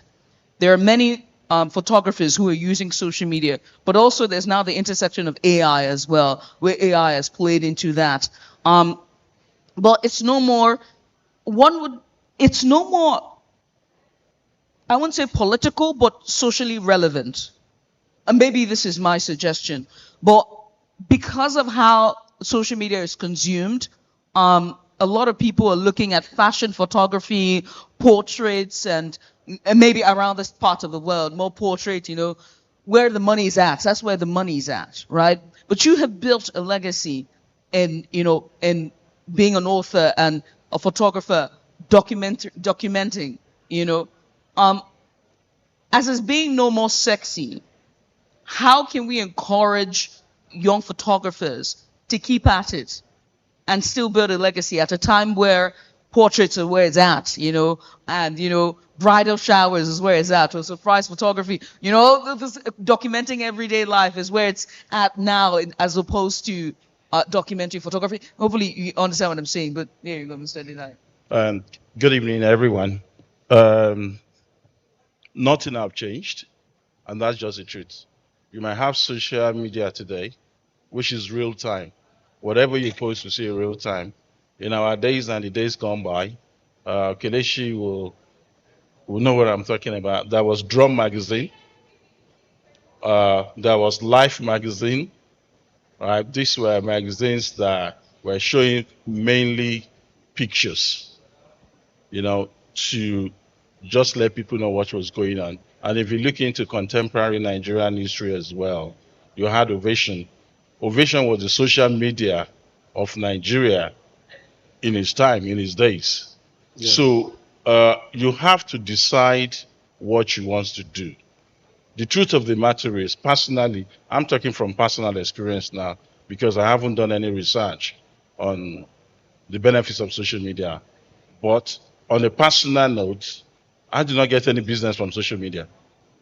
Even though I'm on social media, it's just for me to know what is going on there. Because 1 million likes doesn't turn to money to me. My clients are not on social media. And probably because of the age difference and the generational thing, the people that will pay me my money are not even on social media. And the bottom line is, like Madam Larry said, be consistent in what you do. Because the truth of the matter is, over 200 million people in Nigeria, I'm not looking for 200 million customers. Otherwise, I will go bunker. If I can get 100 customers a year, even 100 is too much for me. I'm okay, depending on your charges. Because you are busy, doesn't necessarily mean that you are making money. You can be very busy and be charging peanuts.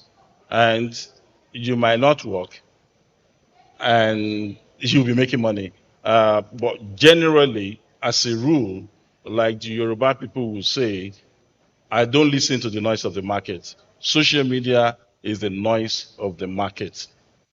I'm more concerned about what am I doing? What is the end goal? Are you looking or searching for money, or are you searching for success? Do you want to put food on the table for your family? School fees are due. Are you able to do that? Are you able to put a roof over your family head?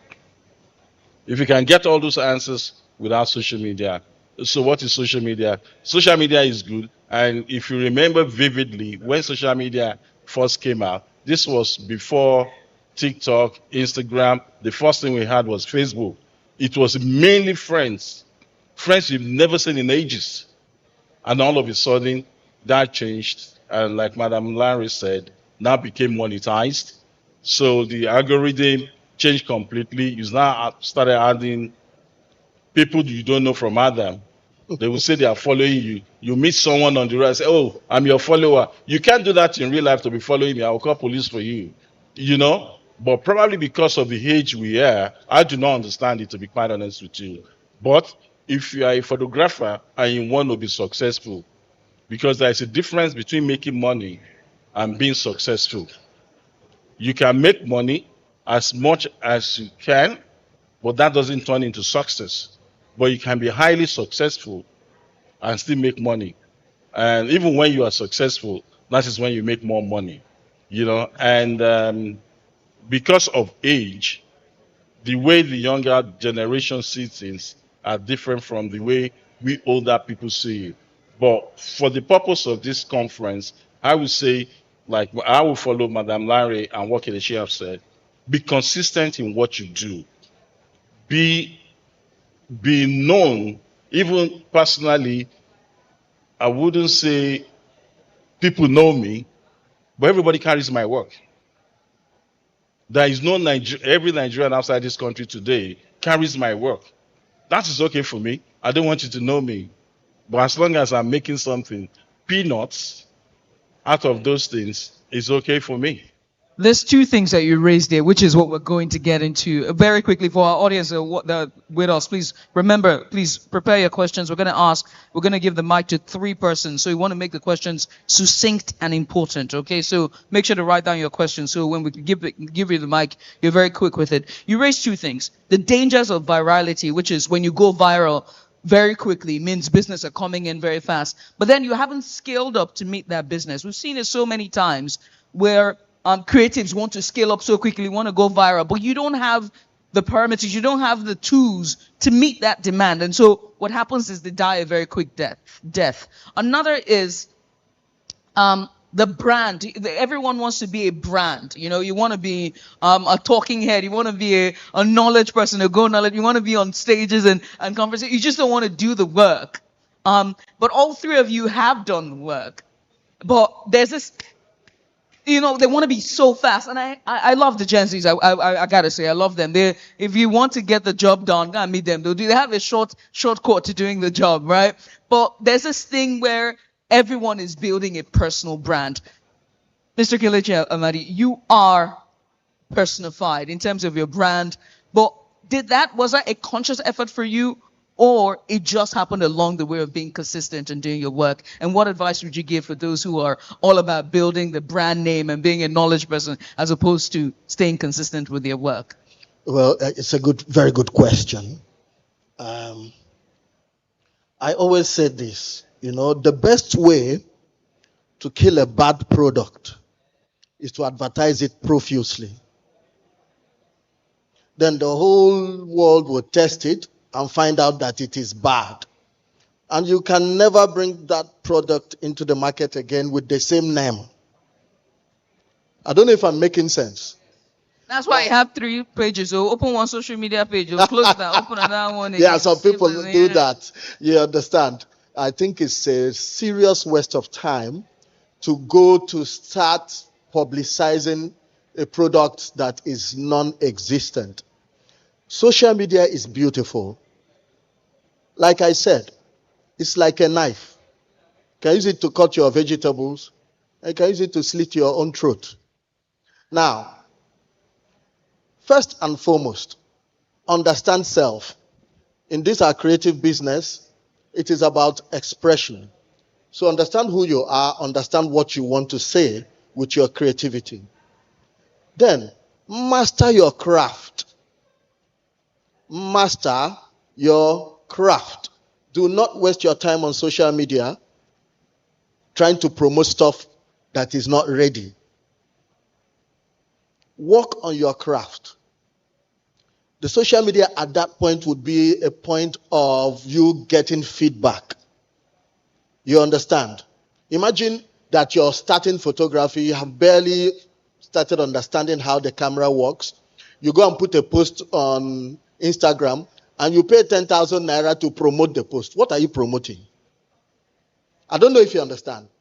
You want to get more views, you want to get more likes, you should not bother about that. Concentrate on your craft. Okay? Once you understand that you've gotten to a certain level of proficiency, nobody will tell you. It happens naturally, whether on social media or in real life. Okay? People will start calling you to say, can I give you money to do this? You understand? like what Beige was saying the last time.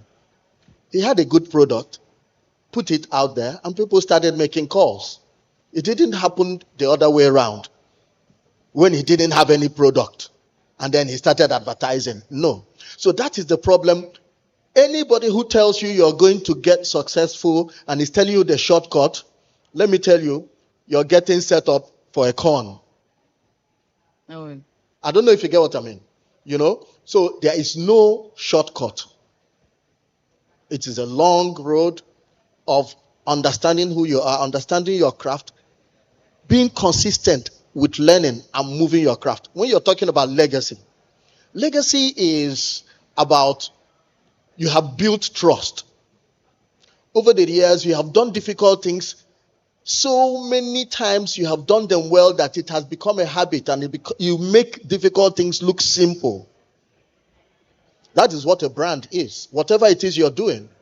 You watch Michael Jackson dancing, go and look at his practice before he comes on stage. You see Beyonce singing, go and look at her practice. You look at Tiger Woods and the way he knocks those things. Go and check how many years it took him to get there. I'm glad to know you're part of the beehive. You understand? And when people look at the photographs we make and say, oh my God, this looks amazing. Let me go behind the scenes and see how he made it. It's okay to learn. The more you learn, the better you get. But that brand is built over years of consistent practice and building of, crafts and your skill. Now, when the work is good and you know it is good, look, social media is a good place to show your work. I say, do good work, show it. Now, don't bother about how many likes, because that could get you depressed.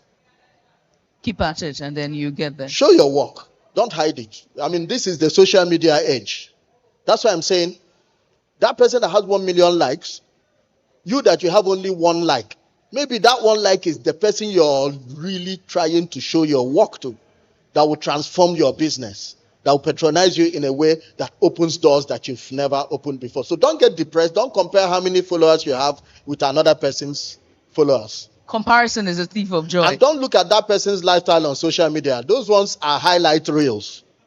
I don't know if you understand. A well-curated life. Yes, because when you place your camera and say, this part of the room is dirty, let me turn small. Quite curated. See that place we are cutting there. Yeah. Do you understand? Shift one flower, give that side. You say, oh man, look at his interior. I'm not doing well. My God, my house is looking bad. If you turn that camera at the other side, maybe there is no house at all. It's rats. Rats.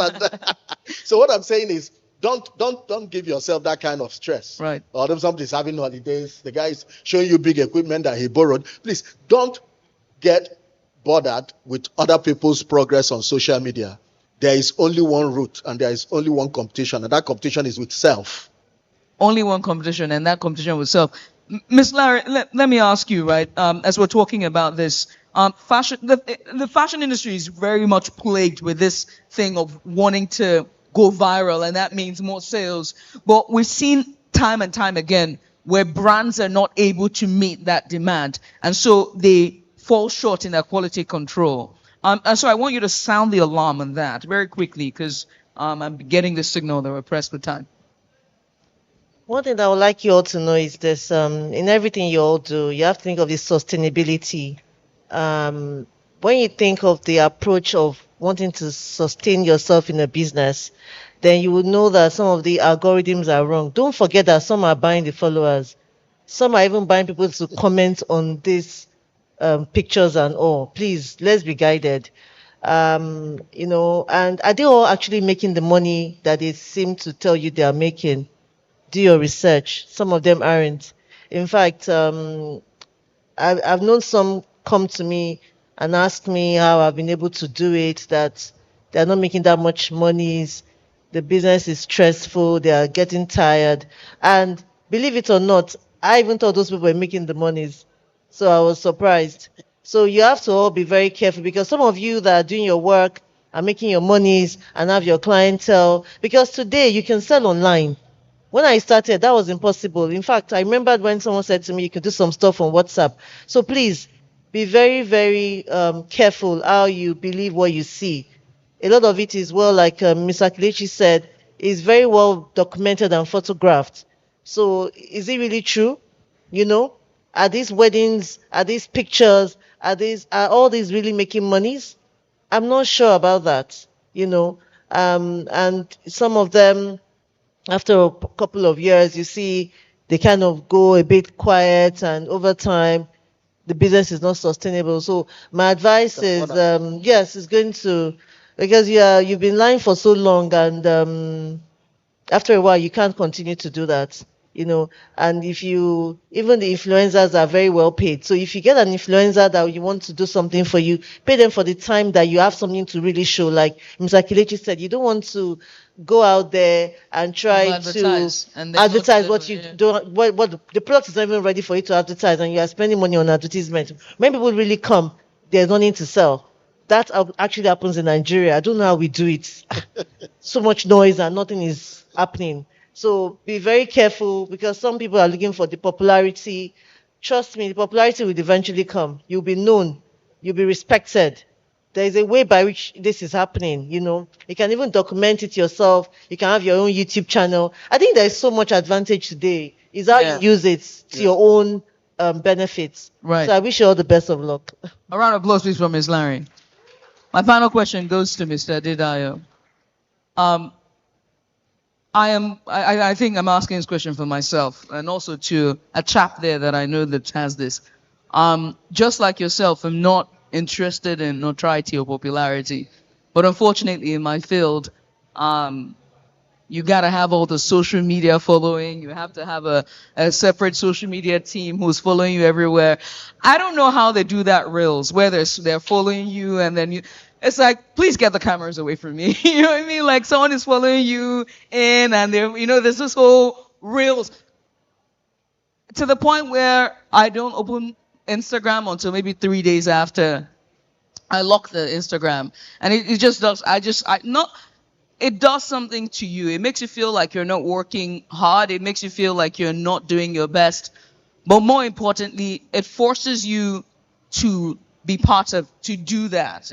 And I don't like being peer pressured. In fact, I pride myself of not being peer pressured as a kid. Why do I want to be peer pressured now as an adult, right? And so that you have gone a path, you took a path not often taken, the road not taken. You took that and you were able to build something that is legendary.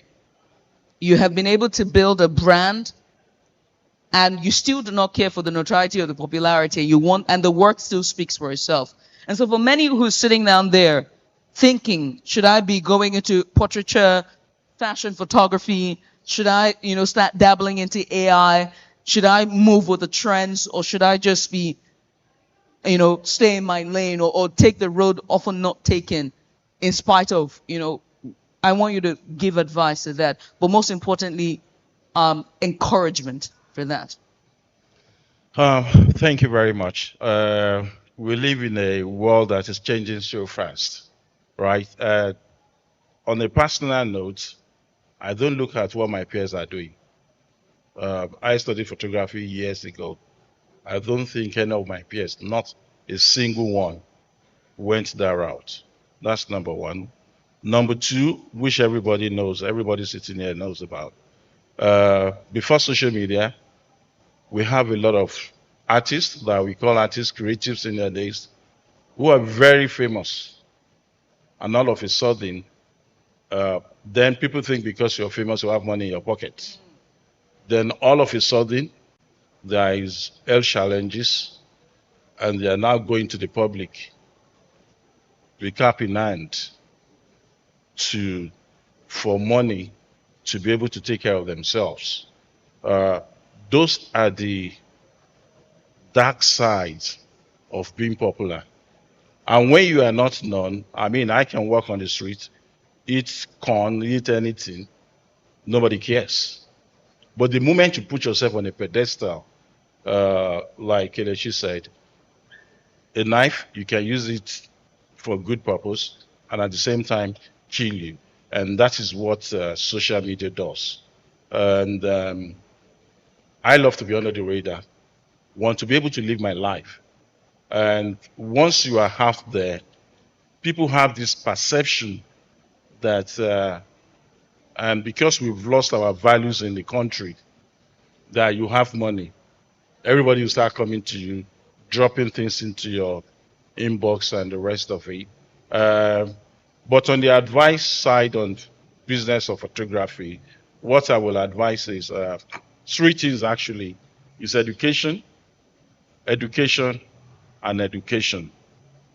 And Kelechi made one very good example.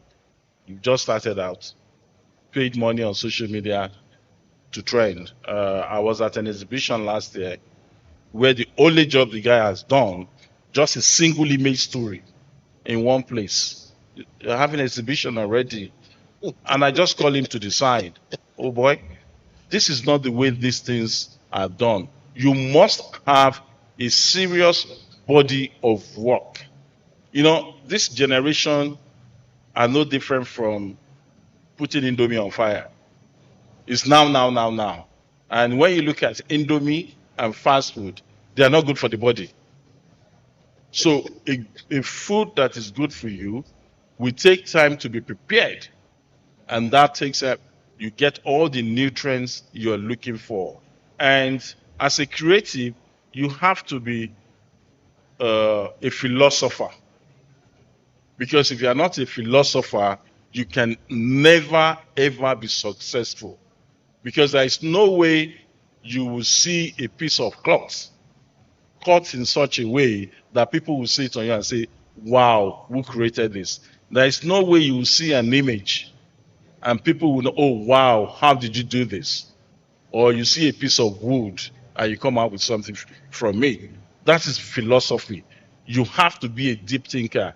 And the moment you take social media as a way of trending, that means you are fickle-minded. And that is why in most cases, you can have a very good conversation with these young people. And for me, my photography is my life. I eat, drink, live photography. And the best legacy I can give is for those who are coming behind me to be much, much more greater than I am. And on that note, I will thank Kola and fellow panelists for being here today to talk. I mean, I wish that... A round of applause, please. I must say thank you to our panelists, Mr. Dayo Adedayo, there we go, author, documentary photographer. We also have Larry Da Silva Ajayi. She's the founder of LDA, the label, and of course Kelechi Amadi-Obi, who's a creative photographer and CEO, Kelechi Amadi-Obi Studios. A round of applause, please, for them. Do we have time for questions? There we go. 3 questions, please, from our audience. We want them short, succinct. You can also ask them, if they can intern on that them, Abi. Yes. Do you have? Okay. Okay. Coming to you. Might I just say he has the most dazzling smile I've ever seen. Just gonna say that. Your smile, I don't know how you do it. It's dazzling. I love it. It's also a silver fox as well. There we go. Please. Good evening, and thank you very much again. This was very, very insightful. My first question is, in building your legacy, in the years that you've practiced, what are the top 3 things that you would say were the values that you held on to say, these are the things I will hold on to the very end? And my second question is... I said I want to. Go ahead, I'm joking. I beg. Thank you. My second question is, earlier in the earlier panel sessions, a couple of people had mentioned industrialization as something that is necessary to scale up in photography. And from a personal experience, I mean, understudying both of you, Mr. Kelechi and Mr. Dayo, you're an author, you're also a photographer. That's diversifying into other areas of photography.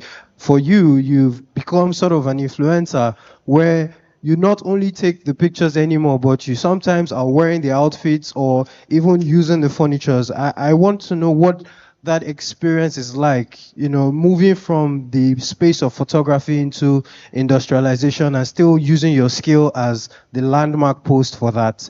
Thank you. Thank you. That's a very important question. 3 values that have kept you through the years in building your brand and building your business? And lastly, industrialization in photography. How have you been able to metamorphose from being an author to a photographer and continually redesign, reinvent yourself? There we go. Okay, I think I will take, creatives. I will Do you take have any that. other question? Very quickly, sorry. Apologies. Do you have any other questions? Because we want to take all the questions at once and then have them answer them. That's it? Now, wait, so I'm a teacher by profession. So they say that if you don't have any question, then you didn't learn anything. That's a juror. That's a juror. 5 points deducted from Slytherin. All right, let's start with it. Yeah. Okay, I'll take the first part, and my brother will take the second part. Three things that you have to, that have made me. One is integrity. Two is integrity. And three is integrity. Why? Your name, I'm not rich. I wasn't born with a silver spoon. But all I have is my name. We are all adults in this place. Is anyone here who is lower than 18 years? No. Okay. Boys will always be boys. And women, no disrespect, loves photographers. Right? And without you keeping your integrity, right, at a certain stage when you are young, you are most likely to lose everything you have. You work with some people, it's your name that will take you further. And I did not diversify into other things than photography. What I authored, I've authored 17 books. The 18th one is coming before the end of this year. It's going to weigh 10 kg. Why? It's all photography. Because the kind of book that I make, since the creation of Nigeria, not a single soul has ever done such. So, try not to be a cocoa farmer. Cocoa farmers do not make money from cocoa, from farming. The Nestle of this world are the ones who are making the money. Making the money from, yeah. And if you look at photographers too, photographers don't make money. It's the Canon, the Sony, the Nikon who are making the money. So you have to look into the value chains of the picture that you are taking. Without you looking at the value chains of what you can make out of those single images. I used to do social photography. And last week when I read a report that the photographer that shot or take the last picture charged $50,000 in 2025, I was just laughing. I was charging more than that 10, 15 years ago. Thank God I'm coming to your house, sir. Thank you, sir. Right? So you have to, and at the point I said, no, I'm not doing this again. And you have to be a deep thinker in this profession.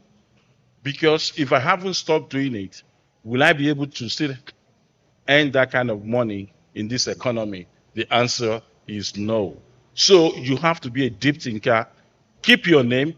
That is the only thing that will take you to the next level. And I cannot overemphasize education. You know, most of the photographers or creatives we have in Nigeria, majority are single. And they think they are making money. By the time you are married, you have children, you will see that. And they are side chicks, sorry. No, there will always be side chicks. No, it's a non-factor of life. There will always be side chicks. Unless you want to deceive yourself. Yeah, the expenses together. Because most times, I mean, this we have to have a longer time, Kola, to do some kind of, because life is not about seriousness. I'm not a serious person. Really? No, I'm not a serious person. With this suit? No. No, I came from another event. Okay. Yeah, even though when I come to such places. Paying attention to I'm joking. Very quickly, let's give the. So what I'm saying is, at the end of the day, as a photographer, you have to be a philosopher. You have to have integrity. And most importantly, you have to get education. Then talk to people who are ahead of you, who have seen it all. You know, the mistakes we have made. Seek mentors. Nobody mentored us, right? Yeah. There was nothing like this in our time. Seek mentors. And your parents, even Kelechi studied law. I studied photography. That was what I studied. So it is not just about clicking. Kelechi is an artist, so you see his art in his work. So you have to be deliberate on what you do. Without that, it's going to be tough. And once the economy picks up, because what is making a lot of people to go into the profession is a lack of jobs. If there is prosperity in the economy, 90% of those who call themselves creatives today will not find them you will not find them in the profession. All right. So I'm very passionate about it. So education, integrity, and of course, remember to stay true to the craft. Very Value quickly, shades. very quickly, because we're out of time. Yeah, well, the first thing I always say is know yourself. Why are you doing what you are doing? The why is so important, If you understand the why, that will be the energy that will get you.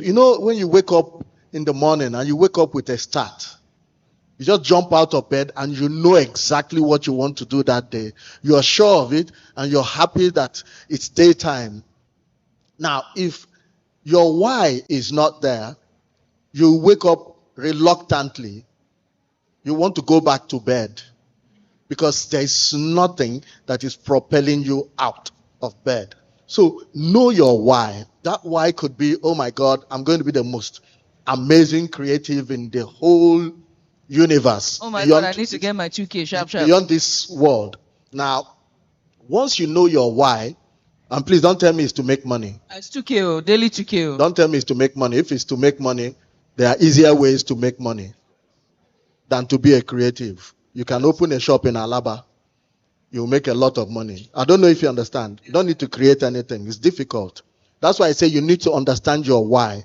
It is the why that will push you through the gestation period where you are going to learn the skills that you need to make you stand out.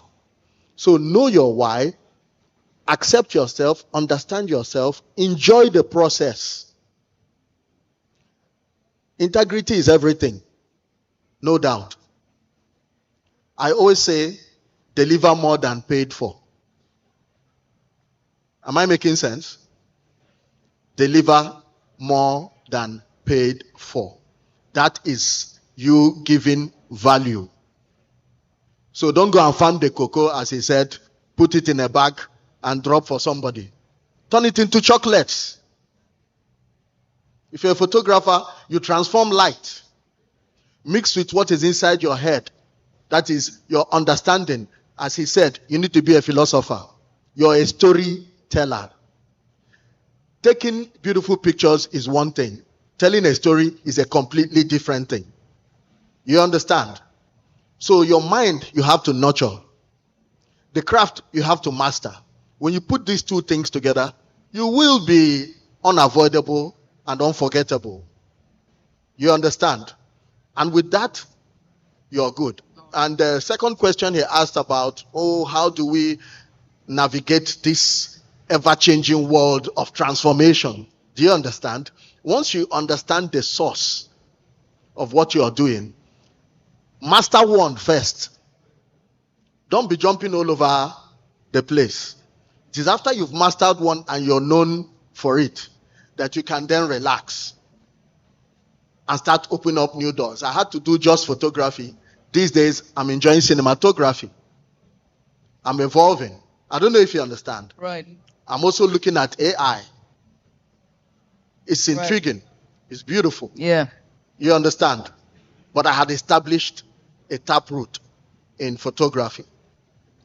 Thank you. A round of applause, please. I just want to add something to it. One thing I want you to know again is that 70% is your personality, who you are. 30% of everything you do is actually your creativity.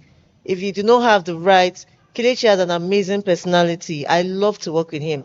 So if you have everything going and you don't have the right interpersonal skills, nobody will call you back. I wouldn't. I know that. Very true. People, so yeah. Right. A round of applause, please. Look, I gotta say, the nuggets here are plenty. Integrity, stay true to the craft, know your why, but most importantly, remember to always reinvent. Put your ears to the trends, remember what your source is, and education. Learn, relearn, unlearn, relearn, and continue to learn. A round of applause, please, for our panelists, please. Thank you. I think that brings us to the end, isn't it? Yes, so well said, our moderator. Please put your hands together for our moderator and panelists, even as they step forward for a group photograph, and they'll be joined by the convener of the Business of Photography Conference, Mr. Kola Oshalusi. This was such a packed session. I took so many gems away from it. You know, it's not every day you get to see people, veterans in the industry. One more time, please give them a resounding round of applause. Between all of them, we have over a century of experience on this stage. Like, we are so grateful. Thank you very much. We'll have the final group photograph and then some announcements. Please, today doesn't end the Business of Photography Conference. Tomorrow, we're moving to the Dayo Adedayo Center. Thank you very much, Mr. Dayo Adedayo. Thank you for hosting us. We have master classes happening on Thursday, Wednesday, different curated sessions. Then on Friday, we're going to be pitching. Now, Thursday is really special. Apart from the master classes, there's going to be an unveiling of a special partnership that will change this industry. You really have no reason to miss Wednesday for the sessions, Thursday for the master classes and the unveiling, and then Friday for the pitch session. As you can see, there's a QR code. Please scan the QR code, register. Where you need to be for the rest of the week is the Dayo Adedayo Center. Thank you so much, sir, for opening your doors to us. You can continue to learn and learn over the next 3 days. Please continue to post your pictures and videos using our hashtags BOP, hashtag BOP 2025, hashtag BOP Conference 2025. And that brings us to the end of this year's edition here at the ACM. But as I said, it continues over the next 3 days. I'm just going to announce the website. So even if you're not able to scan the QR code because of where you're sitting, you're still able to register.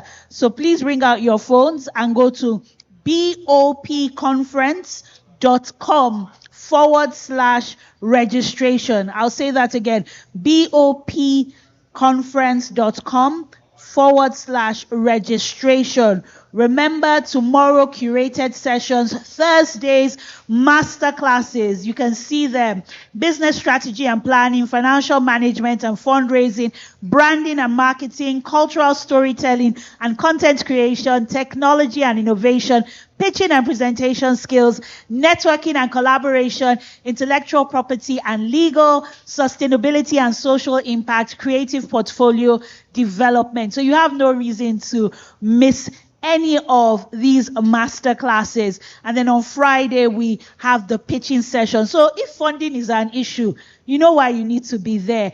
To bring this event to a close, I'd like to invite the convener, the man with the vision.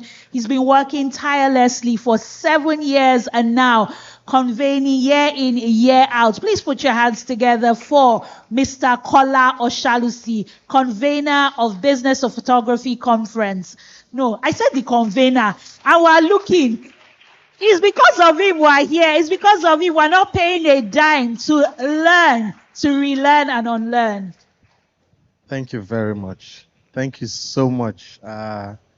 Fantastic host. Okay, so what do I say?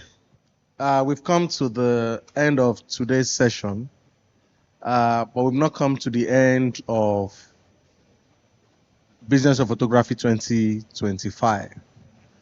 I want to believe we've learned one or two things, right? If you learn something, say, hey, hey. Okay, that means we learned. Okay. But it doesn't stop here. So I'll share the vision for this year with you so you understand a little. That's why we called it the art of enterprise. And what that means is we want to make sure that at the end of this, by the time we're convening next year, because we definitely will convene next year, by the time we're convening next year, we want to have people who have testimonies to say, I was at BOP 2025. For those who've been following our pages, we've been having people sharing, their testimonies of what they've done. Some of the people that you've seen come on stage here actually came to BOP 2018, as one of you sitting here. And now you have them on stage sharing their story, how they've been able to build their brand. For us, this is what gives us joy. To say next year when we want to convene like this, we have somebody among you can pick and say, sit and share your narrative and guide these people to how you've succeeded. You've learned about, the legacy over hype, how all of these people, between them, she said, over a century of, combined knowledge. Lanre da Silva has been doing this for 20 years. Kelechi Amadi has been doing it for almost 30 years. Mr. Dayo has been doing it for almost 40 years. And when you look at all of these people, they're still succeeding and they're doing fine in their trade. For us, is we want to build creative entrepreneurs. We don't just want to build photographers, videographers, cinematographers, content creators. We want to build successful businesses, and that's why we're here. So tomorrow is important. We're curating a lot more masterclass. We've only had 5 sessions today. Tomorrow we're having about 6 sessions. Running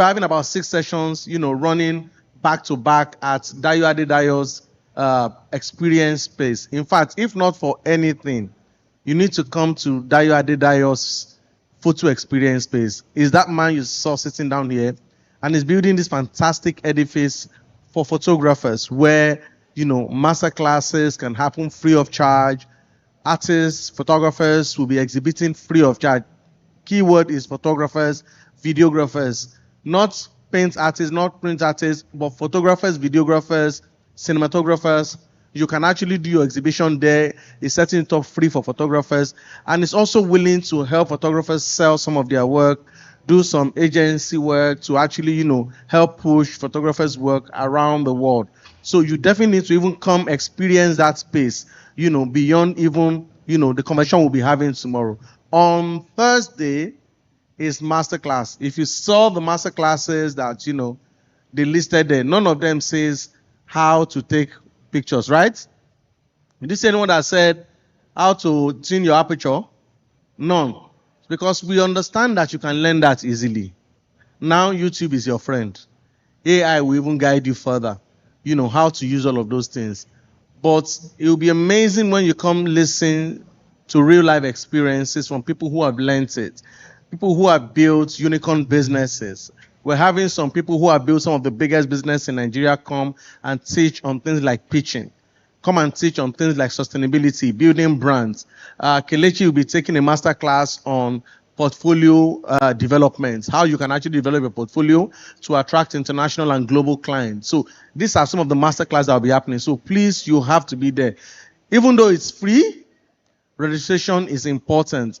And to make it interesting, I think there are only 10 or 15 per session. So it's limited. If you go there, if they've had the 15, that means you can't. They'll give you the option of another, but if not, then you can't join. So please go on it, bopconference.com. You can do /register or go to bopconference.com. Click on register and scroll down to register for the masterclass you want to attend. It's limited space, so please do it quick, do it on time. It's going to be quick, it's going to be prompt. You're going to have one-on-one session with a lot of these people, and I listen, it will be worth your experience. Now, what's happening on Friday?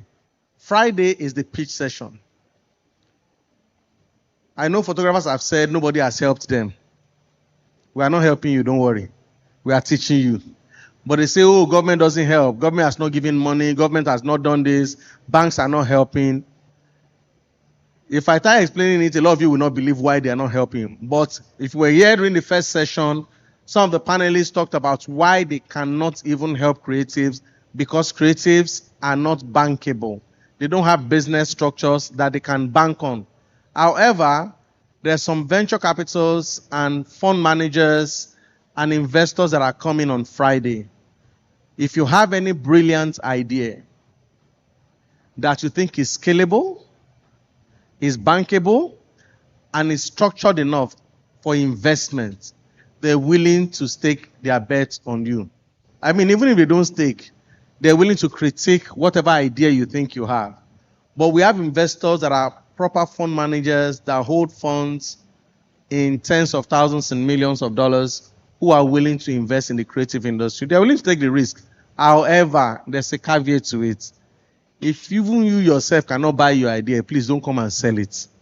If you yourself know you cannot buy your business, don't come and sell it. But if you think you've got a bankable idea, I think the submission closes today, right? Submission closes today. So for the pitch session, I think you have till midnight today. All you need to do is, can we show the slide for the pitch session? You can go to bopconference.com, click on register, scroll to the bottom, you'll find register to pitch. You just click on that. You send in your ideas, your everything, your business ideas that you want to pitch. They will go through it. A panel will go through it in the next, 48 hours. If you're good enough, you'll be invited for a pitch. And who knows, we might be building the next multi-billion-dollar business in photography. So, at this junction, I'll say thank you to everybody who has stayed from morning till now. Thank you for your time. Thank you for your patience. Thank you for listening. Thank you for learning. The only way you can help us is to be better than you were yesterday. The only way we can say we're doing anything is for us to come next year and see you sitting on big stages and talking about how you've grown your business from that side hustle or from that thing you take as a hobby to a business that's employing people, that is growing your family, and is helping the nation and is helping the economy. To this, I say thank you very much. We've come to the end of the sessions today, and I can't wait to see all of you tomorrow. Venue tomorrow is the Dayo Adedayo Center. It's 115, right? It's on TF Kuboye Street. You can't miss it. I think it's on plot 115 TF Kuboye. TF Kuboye is about 5 minutes drive from here in Oniru. So please, what time tomorrow? No. Tomorrow, that's Friday. 10 a.m. tomorrow, please. Dayo Adedayos, please. I look forward to seeing you all. Thank you very much. Please put your hands together for the convener of the Business of Photography Conference, Mr. Kola Oshalusi. Thank you so much for everything you're doing for the industry. And on that note, I add my own thank you for being such an engaging audience, asking questions, clapping when I asked, and of course, posting on social media. My name is Isabella Adediji, and it's been my absolute pleasure serving as your host at this year's edition of the Business of Photography Conference. Please enjoy the rest of the Africa Creative Market. We have exhibitions happening outside. We have Ulanzi as sponsor. They have lots of goodies for you, freebies. So please take your time to explore the Africa Creative Market. Please, I am so sorry. Pardon me. I am sorry. Please, can we... Oh, there's no way... Do we have people from Ulanzi here? No, beyond their... No, it's not their presentation. Please, for recording, can we please stand on our feet? There are 4 people, there are 3 to 4 brands that we want to say thank you to. Please, I beg you, on your feet and clap. Please, someone should record this. I think we need to say thank you to Ulanzi. Please, just clap for Ulanzi. And I will tell you why it's important. When we decided to do BOP this year, I'll be very sincere, I was discouraged. I didn't want to do it. I didn't see myself spending another multi-million naira that I spend every year on this project. And we reached out to somebody and they say, listen, there's a company that's interested in what you're doing. You know when you do a presentation and they don't even have time for too many English, like they understand where you are going. And before you say, listen, we're partnering you. It might be minimal, but we're going to partner you. And the moment they said that, they didn't even stress. They came on board. They've given products that they are giving freebies to people online, offline. Even tomorrow, they are having giveaways. They're having a session tomorrow. They're having giveaways. On Friday, on Thursday, they're having giveaways. Please, let's just give a round of applause to Ulanzi. Fantastic people, amazing people. Let's say thank you also. Let's clap also for Camera Joint. If you know Camera Joint is the joint for you as a creative. Let's give it up for Saint Remy as well, our drink partners. Let's give it up for Saint Remy.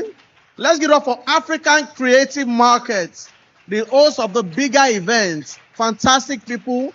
They gave everything. We partner with them now from inception, and they've been doing this back to back. And yes, I think we need to give a round of applause to the BOP team. The truth is, you see me moving like this. They say, oh, convener. It's not me, convener. It's some people who are not sleeping. I'm not even laughing with them. Some of them are looking at me. I'm like, see. But they're there day and night, calling, doing every single thing. Even some of them that are the photographers documenting, these are the real deal. And then finally, I think we should clap for ourselves. We're amazing. Eh? Oh, yes, Mr. Dayo, that's one of our partner. I mean, we'll thank him plenty. We've thanked him here. So thank you very much, and God bless you all. Thank you very much. Please stay back, explore the Africa Creative Markets, network, exchange business cards, follow each other on social media. Please make sure that you have all your personal effects with you at all times. Please do not leave any of your personal belongings, whether it's a black handbag, as I've seen right here on the front row. We have a black handbag. Please do not leave your phones, your tablets, your bags, your devices, your cameras. Please make sure that you go with your personal effects. As I said, the market is not yet over. Do explore the different stands, and please stop by Ulanzi. Okay, we're looking for keys, a bunch of keys. So please dip your hand in your pocket as I'm doing that now. Make sure that you are not with a bunch of keys that do not belong to you. Please, if you do have keys that don't belong to you, a bunch of keys, please just come to the front. There's a gentleman here to my left in teal, and he'll be happy to identify the keys and take them off you. Thank you so much.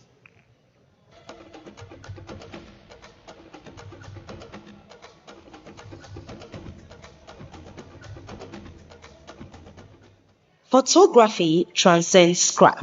It's a dynamic force. In 2018, a spark in Lagos transformed passion into impact. The Business of Photography Conference emerged, reshaping Africa's creative economy. Hello, my name is Emmanuel Oyeleke, photographer, and I will be live at the Business of Photography